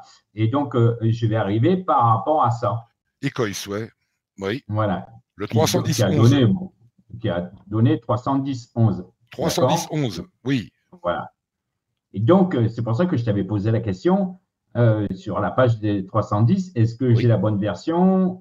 Est-ce que cette erreur, elle est bien courante qu'au lieu de la page, tu m'as dit, la page 249, on trouve la page 24. Oui. Oui, ça, je me souviens, ouais, 24, oui. Oui, c'est bien marqué aussi dans le mien. Dans tous les miens. D'accord. Dans toutes les reproductions. Dans toutes les reproductions. Confirmer ça. Peut-être pas le bleu là, qui a été réédité, je crois, par Hélène et ça doit être Jean-Michel Pousse ou un truc comme ça. Il y a une édition Jean-Michel Pousse. Je ne sais pas s'il y a l'erreur avec le 24 au lieu de 249. Oui, c'est possible. C'est possible que ça a été retranscrit. Je ne sais pas. Je l'ai dans mon bordel, mais là, ça va être introuvable dans la minute. C'est là, voilà. C'est là que c'est difficile parce que est-ce qu'on a la bonne version? Est-ce qu'on ne part pas sur des fausses pistes parce que justement ça a été transformé? Ouais. Mais je ne pense pas parce que j'ai regardé ce qu'il y avait à la page 24. Alors, ce qui est intéressant par rapport, tu veux dire, 24 qui remplace 249, donc on n'est plus à 310-11. Non. Mais à 319. Oui, mais ça, je suis d'accord. Ça, je suis d'accord. Mais alors, 319, moi, je l'explique autrement. C'est-à-dire qu'il y a 8 chapitres. Et le 9e chapitre, c'est la carte. Parce que la carte, elle est primordiale. C'est là qu'on peut décomposer You Can Find My Hill, c'est-à-dire vous pouvez trouver ma colline, et tout un tas d'autres trucs que j'ai pas obligatoirement tout trouvé, mais j'ai trouvé pas mal de petites choses. Après, sur Dolmen, sur machin, il y en a qui expliquent d'autres choses. Bon, moi, je ne déconsidère rien et je ne considère rien. J'essaie de rester vierge. Je garde mon hymen, je garde je reste vierge et pucelle. Ouais, totalement. Et je reviens en arrière, là. Par contre, est-ce que tu avais remarqué qu'il y a des trous? Des trous. Ah, là, les petits trous. Ouais. Ah oui, ça, j'avais pas remarqué, oui, effectivement. Ouais, il y a des petits trous. Il y en a 5. Ouais. Alors, s'il y a des auditeurs qui savent ce que ça veut dire ou qui ont peut-être une interprétation ou peut-être une hypothèse, c'est intéressant qu'ils nous le disent en commentaire. De toute manière, vous pouvez laisser tous les commentaires de ce que vous, avez de vos recherches. On est là pour partager, si vous voulez partager, parce que il y en a certains qui ne veulent pas. Mais je veux dire, laissez en commentaire toutes vos opinions. Elles seront prises au sérieux. Que ça soit des insultes, des machins, moi je m'en fous. Oui, mais de toute manière, les insultes, sauf quand pas de menaces, et pas de grosses insultes non plus. Ouais, mais tu les connais, les mecs. Hein. Ils sont derrière un écran. Ils sont derrière un écran, mais ils se sentent forts. Voilà, l'autre fois, on m'a traité de rigolo. Oui, mais c'est pas grave, ça. Vaut mieux être rigolo que triste, quoi. Donc, voilà. Tu les emmerdes. Tu sais, moi, je me suis fait harceler par un guignol qui s'appelait Arvin, et je l'ai invité à venir me voir et que j'allais me recycler dans la vente de cordes parce qu'il était un peu déprimé, le Lascar. Il me traitait d'alcoolique et d'intoxiqué au tabac, ça c'est vrai. Alcoolique, putain, la dernière fois que j'ai bu, j'ai fini à poil dans Rouen, donc j'ai évité il y a 30 ans, quoi. Donc, bon, comme alcoolique, il y a mieux. Hein. Je me suis fait arrêter par les flics, ils n'ont jamais vu ça en remontant du sud. On roulait à... On était les seuls qui respections la limitation et on était les seuls qui avions 12 points chacun. Le conducteur, c'était mon pote. Ils n'ont pas compris. Ils se sont dit, putain, c'est des toxicos, j'étais en train de rouler ma clope dans la bagnole. On s'est fait arrêter, les mecs, ils sont repartis, ils faisaient la gueule. Hein. On est tombé sur une fliquette très sympa, mais alors des motards qui étaient un peu énervés parce qu'ils croyaient qu'ils avaient serré les dealers du coin, les cow-boys du coin. Ils se sont aperçus que pas de picole, pas de THC, enfin rien, quoi. Ils ont été un peu emmerdés là sur le sujet, mais bon, c'était rigolo. Ça a été une expérience. Tout à fait. Et donc voilà, donc s'il y a des auditeurs qui ont des points de vue, oui, bien sûr. Laissez-le en commentaire, j'y répondrai, il n'y a pas de souci. Bah oui. Et même si ça va à l'encontre de ce que nous on dit. Donc mais bien sûr, justement au contraire. Voilà. C'est ça qui est intéressant, c'est qu'il y ait des contraires, c'est qu'il y ait des contres et des gens qui nous disent, mais qui donnent des arguments, qui disent pas. Là sur la vidéo avec Damien. Sur la sortie de l'homme d'Afrique, je me suis fait insulter par un mec. Le Lascar, il me dit carrément comment il me sort ça? Il me dit Jean-Marie Bigard. Attends, il me compare à Bigard déjà. Et puis je lui dis, il me dit Jean-Pierre Ramoneur. Déjà, il sait pas ce que c'est que les ouvriers, lui. C'est pas à déconsidérer. Non, hein. Moi, j'ai été ouvrier 22 ans, je peux te dire que ouais. Et puis, je lui dis non, ça serait mieux de m'appeler Jackie Poissonnier, fan de Bigard, bon, tu peux l'oublier. Je lui fais par contre, si tu as des propos intéressants et mon insultant, enfin bon, voilà, si tu as une théorie à me proposer, eh ben moi, je suis preneur. Je la prends et je l'écoute. Sauf que là, il n'a plus d'arguments parce que les mecs, ils parlent d'un sujet qu'ils ne connaissent pas. Et là, je traitais du Pyrolapithèque catalonicus, donc déjà, tu attaques dans du lourd. C'est un préhominien de 13 millions d'années. Là, faut déjà un peu taper dans le solide, quoi. Et là, le mec, il a fait bug, hein, il m'a toujours pas répondu. Peut-être qu'il me répondra, mais moi, je dis que là, c'est des branleurs. C'est des branleurs et ils ont que de la gueule et ils sont bons qu'à lâcher des informations de merde et ils n'ont pas de contre. Et donc, quand ils n'ont pas de compte, ils préfèrent t'insulter ou te dénigrer en te disant machin, truc chouette, moi je t'emmerde. Bon, voilà, c'est réglé. Ça s'est arrêté là. Peut-être qu'il me répondra. On verra. En espérant. Voilà. Alors, donc, je suis allé voir cette page 24. Ouais. Et j'ai trouvé un mot curieux. Ouais. D'ailleurs, ça porte le mot curieux, puisqu'il nous parle dans la tribu des curiosolites. Ah, les curiosolites, oui. Ah, c'est pas con, oui. Oui, tu as raison. Oui. Il y a le mot curieux dedans. Sauf que ce n'est pas les curiosolites, c'est les coriosolites. Les coriosolites, d'accord. Voilà. Donc, oui, c'est bien. Ah, c'est pas mal. Oui, bien joué. Oh, merde, ils vont pas nous emmerder encore. Curiosolites, ça sera les coriosolites. Oui, tiens, intéressant. Tiens, je vais le noter, ça. Je sais pas où j'ai mon stylo, mais curiosolites. Tu vas sur Wikipédia, c'est coriosolites. Ouais, il me semble bien d'ailleurs. Coriosolites. Alette. Alors là, avec Alette, attention. Attention, parce qu'en fin de compte, j'ai eu un bouquin sur Monseigneur d'Alette, c'est-à-dire Monseigneur Pavillon. Il est d'un intérêt assez capital dans l'affaire, parce qu'il était tellement rigoriste qu'il a foutu le bordel partout. Et je suis tombé sur un bouquin du 18e qui est la vie relatée par un autre mec où il y a les procès mis en place par même le roi de France, Louis XIV, je crois, à l'époque. C'était qui? Ah, d'accord. Et donc, les rois de France n'ont même pas considéré sa plainte parce qu'il était agressé de partout par les non-rigoristes, dont le seigneur d'Aupoul de Rennes-le-Château, qui étaient en fin de compte des délurés, tous les uns plus que les autres. Et il y a eu une histoire avec Poussin. Alors, je t'expliquerai ça plus tard. On va pas en développer là parce que là, ça va partir dans la stratosphère. Ça plairait à Carlier, là, pour le coup. Dans la stratosphère, il va peut-être pouvoir nous parler de ça, lui. Parce qu'il parle des bergers d'Arcadie. On une émission à 3. Bah oui, pourquoi pas. Et donc, cette histoire, avec Monseigneur d'Alette, elle est très particulière parce qu'il est tellement rigoriste et tellement croyant. Alors moi, l'écubénie, je m'en fous, hein, mais à côté de ça, là, il a vraiment une rusticité et je pense, une honnêteté pour une fois sur sa foi. Moi, la foi, je la comprends pas, mais bon, après, ça le regarde.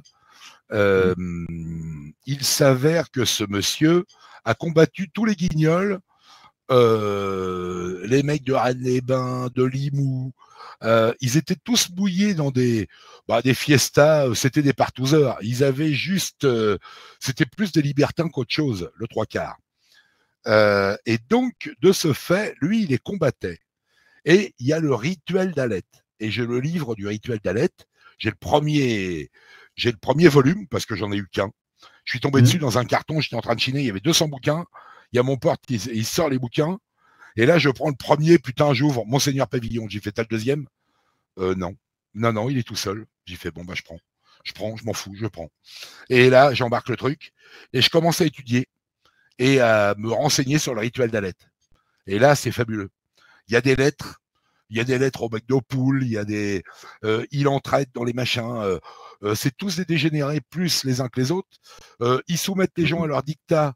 Ils sont barons, marquis, machin. En fin de compte, ils se grignotent toutes les petites poulettes du coin. Ils baisouillent les petites paysannes. Ça partouze à tout va, ça fait des gosses, ça fait des tas de trucs. Et lui leur impose une punition, mais une putain de punition. Vous êtes aristo, j'en ai rien à foutre. Vous allez vous foutre devant l'église tous les dimanches pendant 2 mois, en liquette, avec une bougie, et vous allez prendre des offrandes par les paroissiens qui sont des clodos. Tato, ça s'est éteint, je vois plus. Ça s'est éteint. Tu m'entends Ouais, tu as bougé. Je sais pas, il n'y a plus de caméra. Attends, je sais pas, j'ai rien touché. Hein. Bah, c'est bien. Merci, fils. Ah non, j'ai même pas touché le bar, j'ai rien touché là. j'en sais rien. Donc, désolé, hein, parce que moi, c'est une non, mais c'est pas grave. C'est ça qui est intéressant dans les émissions, c'est les aléas et puis tout. C'est ça qui est marrant un peu. C'est pas mal. On rigole bien. Et donc, tu vois, il est puni.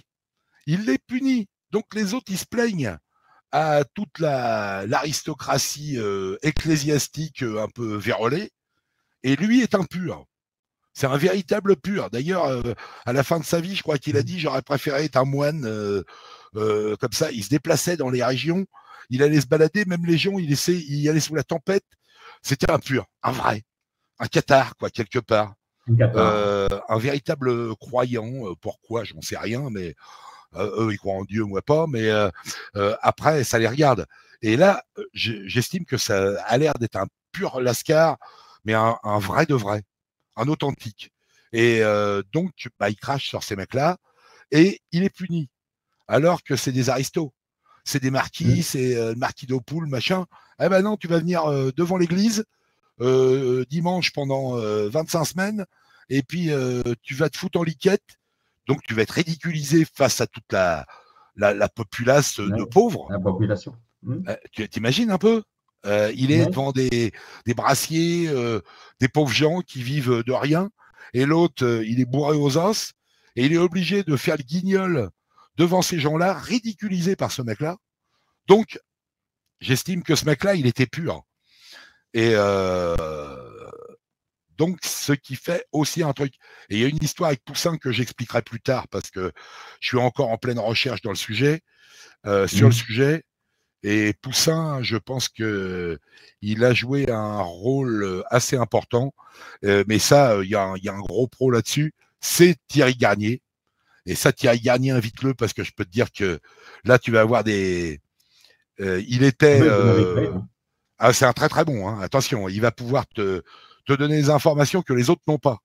C'est un chercheur des années 90, 2000. Et nous, quand on se rencontre, on discute de tout ça. Au début, il voulait pas parler. Hein. On s'est connus il y a quelques années. Il m'adressait quasiment pas la parole. Et après, on a réussi à... Parce que c'est un mec... il est introverti, il est comme toi. Il n'a pas envie de parler. Il est assez timide. Puis en fin de compte, il n'est pas timide du tout, mais il faut le connaître, quoi. C'est au départ, tu te dis merde, putain, c'est une tête de con, il veut pas me parler. Non, non, il y a autre chose. Il y a autre chose. Et là, quand tu discutes avec, là, tu comprends. Et c'est pas un clown. Ok. Bon, je le contacterai, on fera probablement, on va essayer de faire une émission. Ouais, le Mercure de Gaillon. Vas-y. Ouais, donc justement, là, cette fameuse tribu de Coriosolites, elle se trouve du côté de Saint-Malo, là-bas. À Alette. Alors, il y a Alette. Et oui. Le fameux endroit, c'est ça. C'est ça. Alette. Existe-t-il? Et il y avait une cité qui s'appelait une cité d'Alette. Oui. Alors, on veut s'intéresser à ça, et Boudet nous impose le fait de nous y intéresser. Voilà. Comme pour beaucoup de choses. Parce que ça fera l'objet d'une émission aussi, parce qu'il y a une chose qui est vachement importante dans l'affaire de Rennes-le-Château, c'est les tours. Et là, on a une fameuse tour assez particulière. Donc, mais ça, après, on le verra dans une prochaine émission. Mais là, je reviens parce que le plus intéressant, c'est pas ça. C'est parce que j'ai pas assez de pistes là-dessus. C'est qu'il parle que la ville de Rennes, avant, s'appelait Condat. Oui, Condat, oui. Et Condat. Rennes en Bretagne. Rennes en Bretagne. Rennes en Bretagne. Qui s'appelait Condat. Et c'est par la tribu des Redonnes. Les Redonnes, oui. Voilà. Montredon. Et voilà, Condat, c'est un mot gaulois qui signifie confluent. C'est le confluent de deux rivières. D'accord. Après, il nous envoie sur une autre tribu qui se trouve dans la vallée du Rhône. Ouais. Et dans la vallée du Rhône, hop. Il y a les arêtes de poissons. Eh bien, il y a le village. Avant Lyon, ça s'appelait Lugdunum. Avant Lugdunum, ça s'appelait Condat. D'accord. Oui, ok, d'accord. Et Condat, tu le vois, il est ici. Il est sur la Croix-Rousse, là où il y a les arêtes de poissons. D'accord. Ah oui, ok, je comprends. Ah, alors là, par contre, là, oui, alors tu l'avais expliqué, mais je ne l'avais pas compris dans la vidéo. Tu en as parlé à un moment, je reconnais cette image, je crois. Peut-être. Oui, ça me dit quelque chose. Oui, quand tu parlais des arêtes de poissons. D'accord. Ah oui, ok, les Condats vivaient à cet endroit. C'est ça. Donc, il y a peut-être un lien avec les arêtes de poissons. Là, je comprends mieux. Il y a plus que ça. Je comprends mieux. D'accord. Donc, les arêtes de poissons a une signification par rapport à Rennes-le-Château. Est-ce que Lyon ne serait pas le miroir de Rennes-le-Château? Est-ce que ne nous invite pas d'aller comprendre quelque chose à Lyon? Parce qu'on sait que Saunière est allé à Lyon plusieurs fois, 5 fois. Oui. Mais on ne sait pas si c'est Béranger. On ne dit pas que c'est Béranger. C'est peut-être Alfred Saunière. C'est peut-être Alfred, oui, possible. Voilà. Et qui, est justement, dans la bibliothèque qu'il a, il y a 80% de ses livres dans la Tour Magdala qui viennent de Lyon. Ouais, alors ça, il faudra demander. Thierry Garnier a fait une liste exhaustive ou quasi exhaustive dans le Mercure de Gaillon ou dans un. Il en parle et il fait la liste. Non, dans le bouquin Vulcain, je ne sais plus quoi, où il y a Jacques de Molay qui est sur la pochette, je crois que c'est ça, et sur la couverture, et où il nous parle justement des bouquins que Sonia avait dans sa bibliothèque. Voilà. Oui, oui, d'accord. Et il y a une partie, alors les arêtes de poisson, tu as en tout 32 arêtes, parce que si on compte de chaque côté, il y a 32 arêtes, vu une plus loin, 33. Donc, ce qui n'est pas un chiffre anodin déjà. Ah bah non, 33, non. Ah non. Voilà. Ensuite, il y en a une qui est rectiligne, comme si on dit en alchimie, elle est rectifiée. Oui, d'accord. Donc, elle part en direction, je dirais, du côté de Clermont-Ferrand, de l'autre côté là-bas. Ouais, d'accord, oui. Et elle arrive à un certain endroit qui s'appelle le fort de Saint-Jean, à Lyon. D'accord.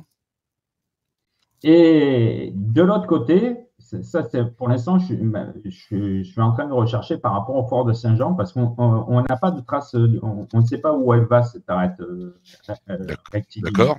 Mais elle s'arrête de toute façon. On ne peut pas en sortir. On croit qu'elle s'arrête. On croit? Pourquoi? Il y a des éboulements? Il y a quoi? C'est maçonné? C'est maçonné ou il y a des éboulements? Il y a eu je pense, c'est ce que je voulais confirmer avec Walid Nazim, parce que justement, depuis, il ne parle plus, il a découvert des choses. Bah, faut discuter avec lui. Il n'a pas l'air con en plus. Ouais. J'ai son numéro de téléphone, il ne répond plus. Ah bon? Non, il ne répond plus du tout. D'accord. Et d'ailleurs, ça fait un petit moment qu'il n'a pas fait de conférence par rapport ah non, on ne trouve plus rien là-dessus. Enfin, j'en ai pas vu, du moins. Ouais. Et il y avait autre chose que j'avais découvert, justement. Donc, Boudet nous amène sur ça. Il nous amène sur Lyon. Ouais. Et en face, la Croix-Rousse, tu as Fontvieille. Ouais. Et Fontvieille, tu as la primatiale de Saint-Jean-Baptiste. D'accord. Oui, mais il y en a un peu partout. Il y a des trucs. Voilà, vas-y. Elle est considérée comme la cathédrale de lumière. Donc, ça, c'est la première chose. Et à l'intérieur, on a un labyrinthe qui a été détruit à l'époque de la Révolution. À l'entrée de la cathédrale, comme à Amiens ou comme à. Parce que c'est moi. J'ai demandé à l'IA et j'ai demandé à la ville de Lyon s'il existait vraiment. Et André Douzet en parle. Et il a effectivement, ça fait partie des légendes locales et ça a bien existé. Même j'ai un portrait de à quoi ça ressemblait. Ça, c'est la première chose. D'accord. La deuxième chose, on retrouve dans cette primatiale une horloge astronomique. Oui, ça t'en parle. Ça référence à Christophe Carlier. Elle est toujours en fonctionnement. D'accord. Il y a ça.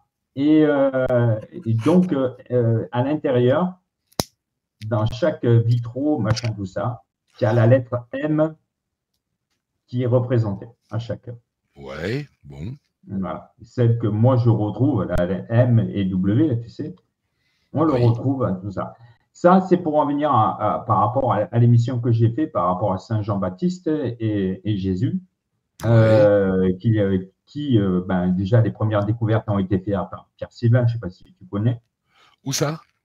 Pierre Sylvain, qui avait fait les premières découvertes, on a découvert qu'en fait, il y a une anomalie par rapport à Jésus et que Jésus ne serait pas mort sur la croix. Oui, d'accord. Ouais. Et oui, ça serait Barabbas ou ça je sais pas trop. Non, c'est pas Barabbas, c'est Jean-Baptiste. D'accord, bon. Voilà. Parce que on a par rapport à la Sainte Croix, le Titulus Crucis, il y a une anomalie qui est dessus, et ça, franchement, c'est du beau travail, parce que il y a une lettre qui est inversée par rapport à toutes les autres lettres. C'est la lettre Z. Ah, oui, d'accord, pour Nazaréen ou pour non. Z, il a mis longtemps, Pierre Sylvain a mis longtemps pour pouvoir découvrir pourquoi le Z. Et il est tombé sur un film qui s'appelle Z, un film français. Fabuleux. Oui, j'adore. Voilà. Et qui. Costa Gavras, Voilà. En ancien grec, ça veut dire il est vivant. D'accord. Ok. Voilà. Regarde-le d'ailleurs, Z, il est fabuleux.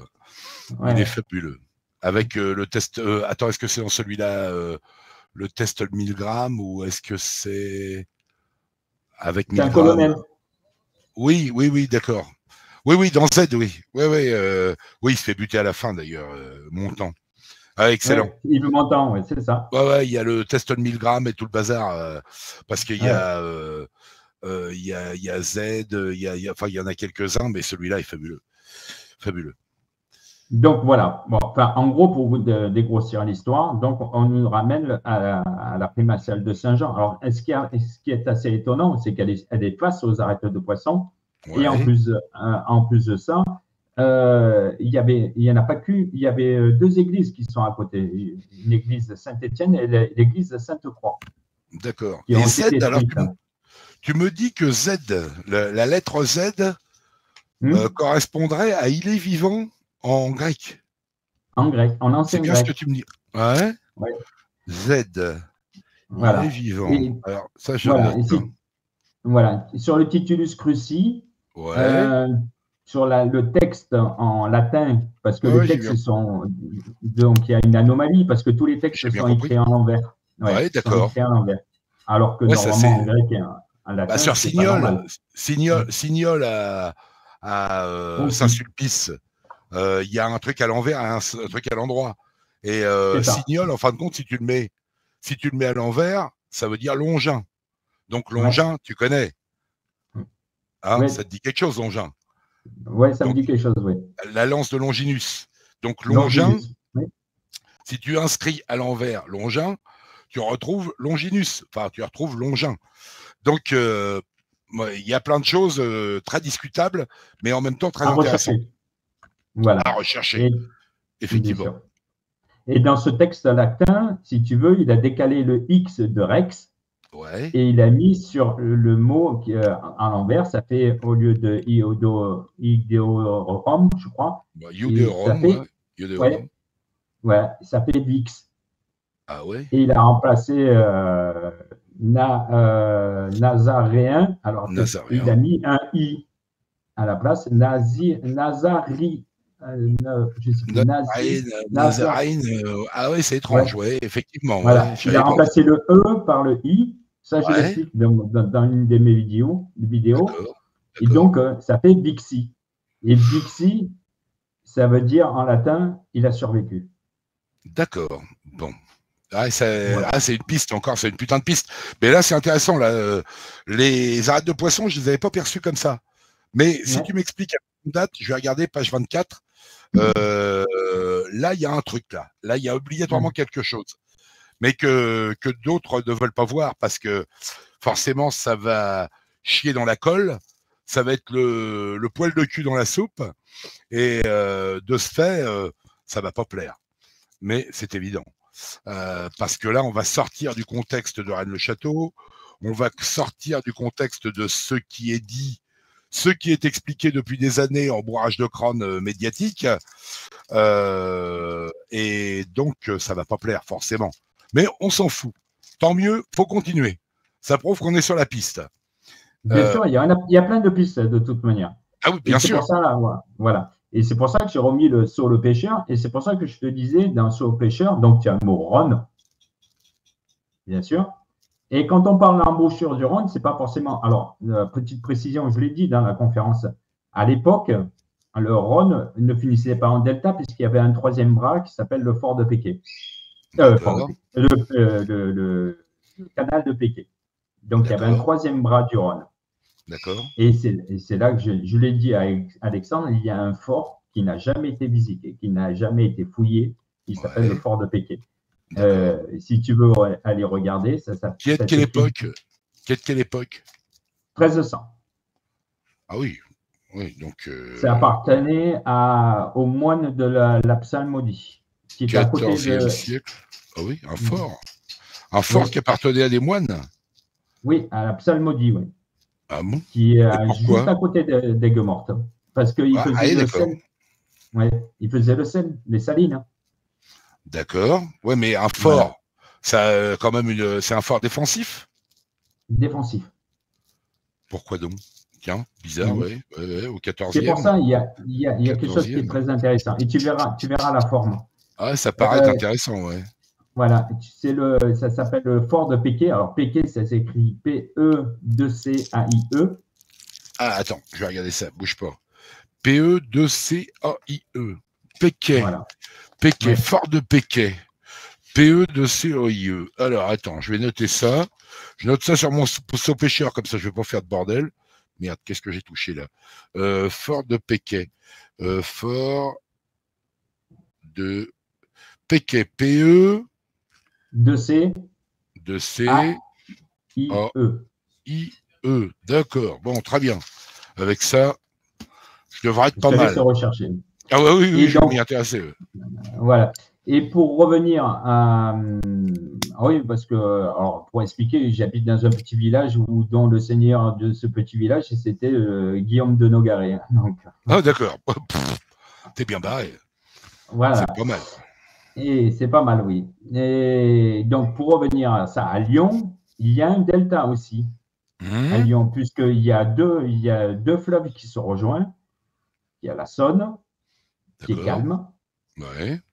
C'est pour ça que Georges Combe parle au niveau alchimique, donc ce qui est calme, qui représente les cieux, et le Rhône qui est agité, qui représente le soufre, puisque le soufre, c'est quelque chose qui est animé, donc le Rhône est très vif par rapport à la Saône. Donc, la Croix-Rousse se retrouve dans cet embouchure.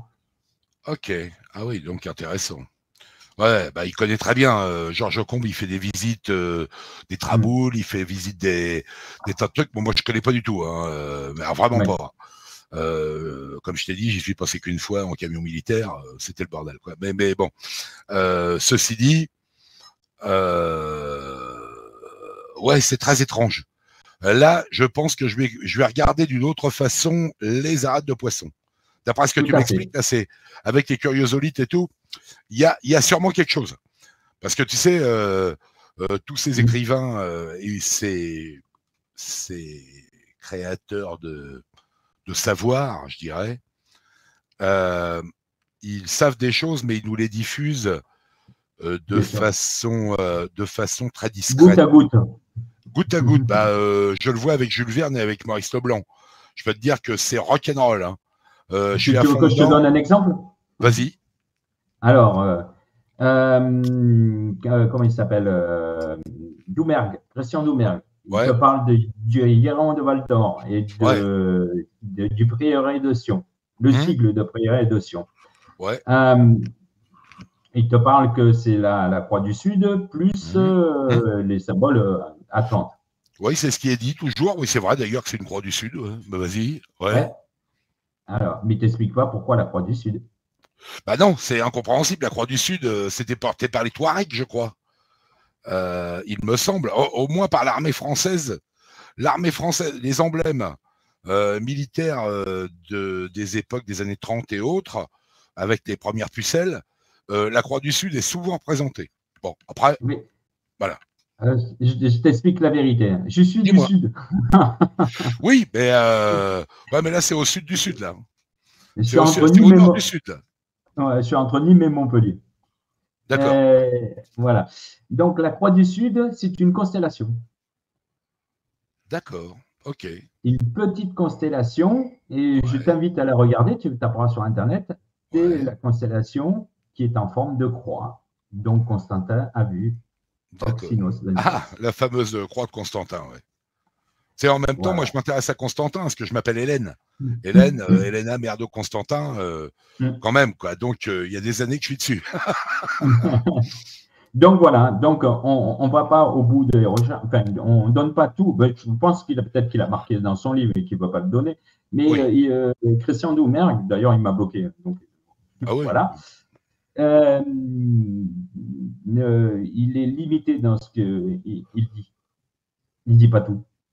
Ah bah bien sûr que non, bien sûr que non. Alors, je n'en veux pas, nous moi, non je voulais plus. le contacter. Stéphane, nous non plus, on ne dit pas tout. On ne dit pas tout, c'est pareil. Mais après, on peut diffuser pour avancer. Mais si on se si on se regroupait entre gens intelligents et qu'on faisait, là, comme on est en train de faire, si tant est qu'on soit intelligent, on fouille. Nous, véritablement, eux, ils tournent en rond. Le grand virage, il fait juste le tour de Rennes. Après, ils parlent de certaines choses, mais de façon très diffuse. Regarde, par exemple, quand ils parlent de Boudet, ils en parlent que très, très légèrement. Connaissent-ils le sujet? Oui, ça, j'en suis sûr. Mais à côté de ça, veulent-ils le développer? Ça fait bien d'entretenir un secret. Ça permet de faire des bouquins, ça permet de ci, de ça, j'en sais rien, je m'en fous d'ailleurs. Ils font comme ils veulent. Moi, je fais comme je veux, et tant qu'on me casse pas les couilles, ça se passe bien. Après, les mecs, ils ont tendance à te dire, ah oui, mais non, mais vous savez, moi, vous n'êtes pas initié, monsieur. Bah, tant mieux, j'en suis bien content, comme ça, je suis sous domination de personne. Et je dis ce que je veux. Et c'est ça. Et toi, il faut que tu restes indépendant aussi, en ne te faisant pas grignoter ou instrumentaliser par certains. Parce que c'est comme ça que ça marche. A priori, bah, je te fais confiance. Ça, je te laisse. Pourtant, moi, tu sais, je suis normand. Hein, j'accorde pas ma confiance comme ça. Hein. Non, mais t'inquiète pas. Tu sais, moi, certaines sociétés comme les francs-maçons, les machins, non, ah bah, c'est pas pour moi. Ouais, non, ni pour moi. Donc c'est pas pour moi du tout. Quand tu es sous emprise, tu es obligé de fermer ta gueule. Tu es obligé de fermer ta gueule parce qu'on va te dire mais monsieur, vous avez dit ça, c'est pas bien. Et ben moi, je dis ça, puis je t'emmerde. Et puis ça marche bien. Non, mais je dis ça par connaissance de cause. Hein, donc, je me doute, oui. Non, mais j'ai bien compris. J'ai bien compris. Il n'y a pas de problème là-dessus. Et bon, pour terminer, et on va terminer là, donc sur le solo pêcheur, donc tu as Ron, tu as le poisson, et tu as l'arête. Oui, ben là, ça devient compliqué, là, parce que là, tu m'intéresses. Ton truc avec les curiosolites, ça me plaît beaucoup. Ça me plaît beaucoup, et je ne l'avais pas perçu comme ça. Quand tu m'as demandé pour le 24, pour 249, je me suis dit, merde, oui, il y a sûrement quelque chose. Mais quoi? Et là, tu m'as éclairé d'un truc, là, je vais me pencher dessus plus sérieusement. Et je te dirai ce que j'en extrais éventuellement, si j'extrais quelque chose. Donc, tu vois. C'est fait pour, hein. Donc, c'est pour fait que tu passes la recherche. Donc, moi, dès que je trouve, je t'envoie les infos. Quand c'est cohérent, parce que, bon, il y a des fois. Oui, non, mais attends, il y a des trucs qui ne tiennent pas debout. Ben là, tu regardes, tu te dis, bon, il faut peut-être arrêter les conneries. Il y a des trucs, c'est tout comment, par exemple, une photo sur un objet, sur une montagne ou un truc. Au début, quand je voyais tes vidéos, je me disais, bon, attends, il voit un W, oui. Mais si tu te positionnes comme ça, tu ne le vois plus, le W. Ça dépend où tu vas te mettre. Dans l'autre sens, tu ne le vois plus. Ouais. Donc, oui, alors, bon. Là, tu peux prendre ça, tu te dis, oui, bon, c'est un élément parmi tant d'autres. Mais quand tu as 10 points, 15 points, 20 points de cohérence sur un truc, le hasard a bon dos, mais là, mon cul, quoi. Non, faut arrêter de prendre des gens pour des cons. Donc, et il y en a plein qui vont pas le voir, qui vont pas vouloir le voir. Quand tu vas leur dire, ah bah, t'as vu ça? Ah bah non. Mais là, il y a une pareidolie. Oui, ouais, je vois bien. Comme le Bouddha à Bugarach, par exemple. Le Bouddha à Bugarach, on le voit quand même. Il est marrant. Tu l'as vu à Bugarach? Oui. Le Bouddha, bon, c'est discutable, mais bon, c'est Maitreya ou un personnage comme ça. C'est assez amusant. Je l'ai même en photo. Étrange quand même qu'il apparaisse. Bon, après, réalité, fantasme de certains, peut-être, je m'en fous. C'est pas dans mon code de recherche. Le jour où je m'y intéresse, je m'étais jamais intéressé à la montagne fleurie. Je m'y intéresse depuis les vacances. J'ai retranscrit le truc et là, je me suis penché dessus. Et là, j'ai trouvé ça. T'imagines? Donc, avec les 10 points de cohérence, tu le laisseras à la maison. Tu commences par venez à moi, vous qui souffrez. Tu arrives à la fin et tu as 10 points de cohérence avec 10 lettres. Donc, c'est sûrement pas placé là au hasard. Non. Hein? Gros élément. Le basilic. Alors, toi, contrairement aux autres, tu connaissais le basilic. Oui. Eh bien, le basilic, c'est plus ça. Et en même temps, il s'appelle Jésus-Christ. Donc, il y aura un peu plus de cohérence. Comme Jeff Le Chatman qui voit, il dit que c'est Lucifer. j'avais jamais analysé le truc, mais quand j'ai réécouté une de ses vidéos de 8 minutes, il dit que c'est Lucifer. Pourquoi? Parce que par ce signe, tu le vaincras. Donc le L de le veut dire Lucifer. C'est un peu simpliste. Alors, j'ai discuté avec lui, il m'a dit non, mais j'ai fait oui, mais en hébreu, en machin, il m'a expliqué un truc. Bon, très sympa, hein, le mec, hein, mais là, il jure sur des trucs. Par contre, il a trouvé comment la merde, comment ça s'appelle, la guématrie. Par la guématrie. Alors, est-ce que c'est lui qui a trouvé ça? Il m'a dit que oui. J'ai trouvé d'autres gens qui le disaient à des époques antérieures, peut-être, j'en sais rien. Il n'y avait pas de date où la guématrie, Jésus et Lucifer, en guématrie multiplié par 9, te donne 666 pour les 666. deux. Pour les deux. Et ça, c'est très étrange. Ça, c'est un truc fabuleux. Qu'est-ce que ça veut dire? Ah, qu'est-ce que ça veut dire? Non, je pense savoir, mais je le dirai plus tard. Ah ben, tu me le diras tu me le diras en Alors, privé si tu veux. Attention, Je ne sais pas. Lucifer, ça a été. C'est l'ange de lumière. C'est l'ange de lumière. Exactement. Bah oui. Mais c'est pas n'importe qui, Lucifer. Regarde ma bague. Tu vas comprendre. Attends, je sais pas si on la voit. Regarde ma bague. Ouais. Regarde. Il a une sacrée gueule, celui-là, encore Asmodée. Hein. Ça a une tronche aussi. Mais bon, tout ça, il y a des éléments, oui, chez chaque chercheur qui sont bons à prendre.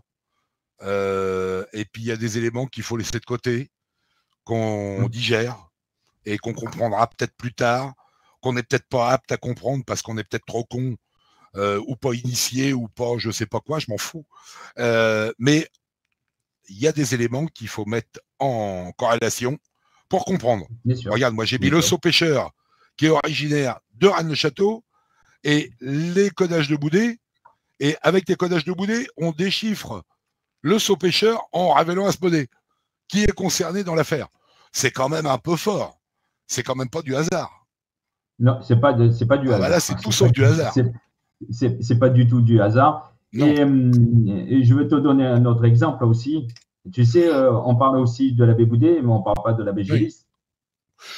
Ouais, alors Gélis, c'est encore autre chose. Ouais, mais il était sûrement dans l'affaire à un moment. D'ailleurs, avec les Garoumnites dont je parle dans le bouquin, tu sais, les trucs de la Garonne, là. Tu regardes dans Boudet, les trois vieux mâles, il y a trois vieux mâles bouquetins, enfin Wizards, qui sont, non, c'est des bouquetins, je crois, avec de très longues cornes, Tagala, et on arrive, bien sûr, qui sont sur la colline pour prévenir les autres. Et à partir du moment où les Garoumnites arrivent, sauf que le garoum, c'est quand même une soupe de poisson à base de viscères de poisson, détesté d'Asmodée. Asmodée déteste les odeurs de poisson et déteste le poisson. Donc, il y a quand même une corrélation directe avec Asmodée. Les Garoumnites, le garoum, c'est une soupe de poisson qui fait fuir le démon dans le livre de Tobie.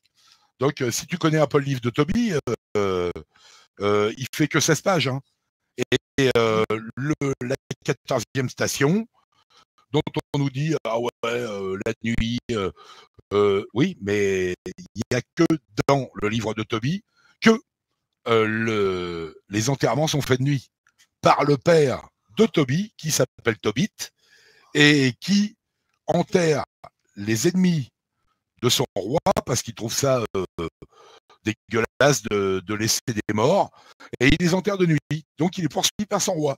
Il n'y a que là qui sont mis dans d'autres religions la nuit, ou alors dans des religions exotiques, très exotiques, peut-être en Polynésie, il y a peut-être des trucs, peut-être à Madagascar, certains endroits où ils doivent enterrer de nuit, mais là, ça ne considère pas notre terre européenne. Donc, il y a tout un ensemble de données. Et pour un titre d'information, le bouc, c'est l'animal de substitution. Donc, substitution. De substitution, oui. C'est pour ça qu'on dit bouc émissaire. D'accord. Ouais. D'accord. C'est pour ça qu'on dit bouc émissaire. D'accord. Voilà. Ça, c'est par rapport avec Jean-Baptiste encore. D'accord. Ça, je ne le savais pas. Voilà. Voilà. Et pour revenir à la Bégélis, j'ai retrouvé Angelina. Ah, intéressant. Alors, était-ce une pute ou pas? Non, C'est pas une personne. c'est pas une personne, d'accord. Alors, Portal, ils nous disent, ça veut dire je suis dans le jardin. J'en sais rien. J'en sais rien parce que je suis dans le jardin, viva Angelina. Est-ce que c'est marqué autre chose? J'en sais rien. Je ne saurais pas te dire. Je vais te dire un scoop et je vais le dire aux auditeurs. Bah oui, parce que là, regarde du monde. Oui. Vas-y. C'est une cloche de cathédrale qui a été sacrée en 1882. D'accord. Elle est ad sacrum, ça veut dire elle est sacrée. Elle est sacrée, oui. Elle s'appelle Angelina. D'accord. Elle est où? Dans quelle église? Ah. Narbonne. Narbonne. Ah, d'accord, on n'est pas loin. Ça aurait été à Tizi Ouzou, ok, mais là, Narbonne, on est dans le coin. Cercle catholique de Narbonne. D'accord. Ah, cercle catholique de Narbonne, là, c'est Doumbia qui pourrait te dire des trucs là-dessus. En fait, Gélis n'essayait pas de nous donner le secret, il voulait le vendre, le secret. D'accord, oui. Voilà. Et il nous a laissé simplement le nom de son assassin. D'accord. Des pistes pour aller sur son assassin. D'accord. Ah oui, ça sera une bonne explication.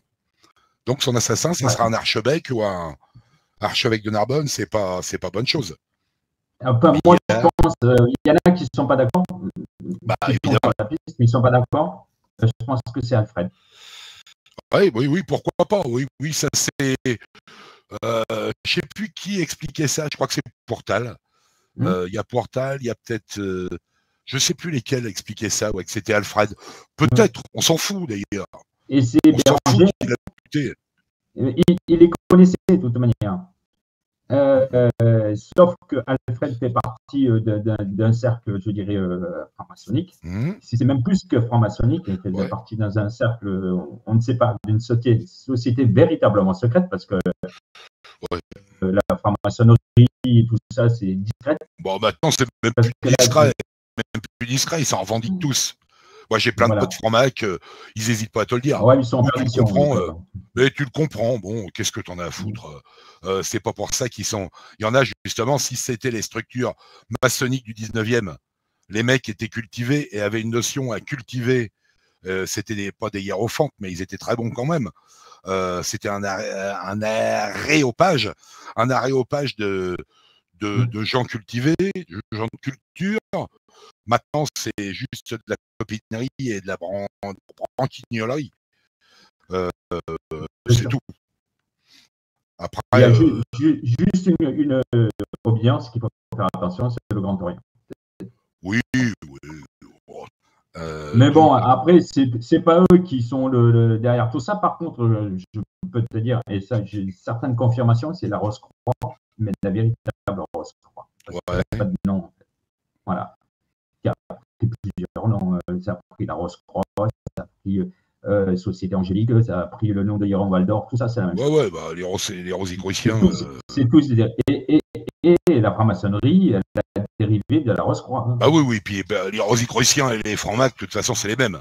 C'est quasiment les mêmes. Ils ne se revendiquent pas de la même obédience, mais moi, j'ai connu du Rose-Croix qui font des émissions, même des mecs très, très cultivés dans certains domaines, bon, qui nient certaines choses. Quand tu leur parles de Rennes le Château, ils rigolent, bon voilà, mais après, on s'en fout. Tu regardes Fred McParty sur La Voix du Phénix, c'est ça, un fils. Hein. La Voix du Phénix, Fred McParty, moi, c'était un pote à moi, il avait un magasin à 2 magasins du mien. Donc, on discutait pendant des heures sur des tas de sujets. Voilà, on se connaît depuis des années. Et après, bon, bah, les mecs, ils sont rosicruciens, ils sont francs-macs, ils sont machins. Et alors, qu'est-ce que ça peut foutre? Vous allez apporter quoi? Vos secrets de polichinelle ou vos trucs? Qu'est-ce qu'on s'en branle? Ben oui, tout à fait. Mais nous, on avance sur nos trucs et que vous disiez ah non, c'est nul, ah ouais, ça n'existe pas. Dites ce que vous voulez. Si je vous donne des preuves, vous allez encore me dire que ça ne marche pas. Donc, je m'en fous. J'en ai strictement rien à foutre. Ah non, il aura le poisson, de toute manière. Ça. Ah bah, bien sûr. Bah, là, le poisson, on arrive aux arêtes. Hein. On arrive aux arêtes. Vous poisson 2 fois sur le grill et après c'est cuit. C'est ça, c'est ça. Faut pas s'emmerder. Voilà. Une petite conclusion, alors? Ouais, la conclusion, c'est que ton émission, c'était cool. C'est sympa comme tout. Et qu'est-ce qu'on peut dire d'autre? Dis-moi, parce que moi, j'en sais rien. Je suis mes recherches sans faiblir. Je réfléchis à plein de trucs, en même temps que plein d'autres choses. Je trouve des documents, énormément de documents, au sujet de Rennes le Château, au sujet de plein de trucs. J'ai plein d'éléments que je pourrais te communiquer dans une prochaine émission. Et il y a des trucs, on peut pas, par exemple pour Ferral, l'expert en 1906, de la vente du château d'Opoules.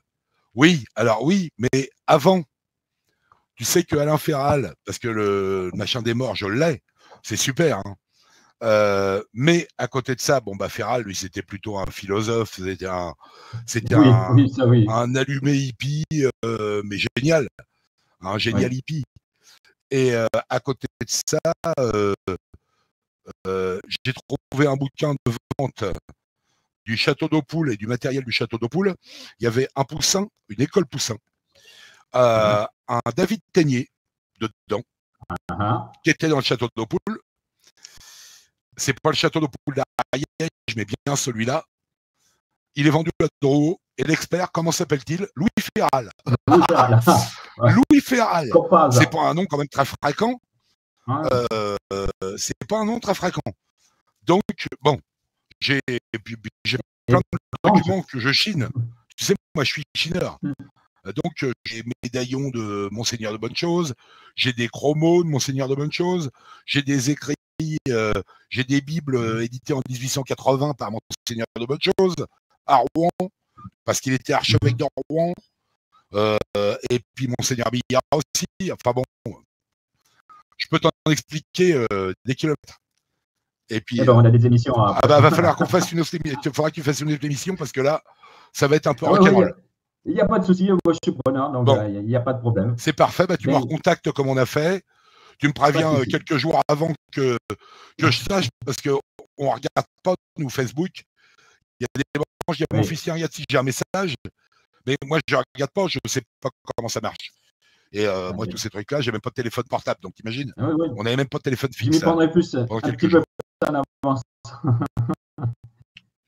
Oui, on regarde Facebook. Donc ça roule. Donc pour les auditeurs, n'hésitez pas à acheter le livre de Franck. Tu me passeras toutes les coordonnées, comme ça je les mettrai dans la description.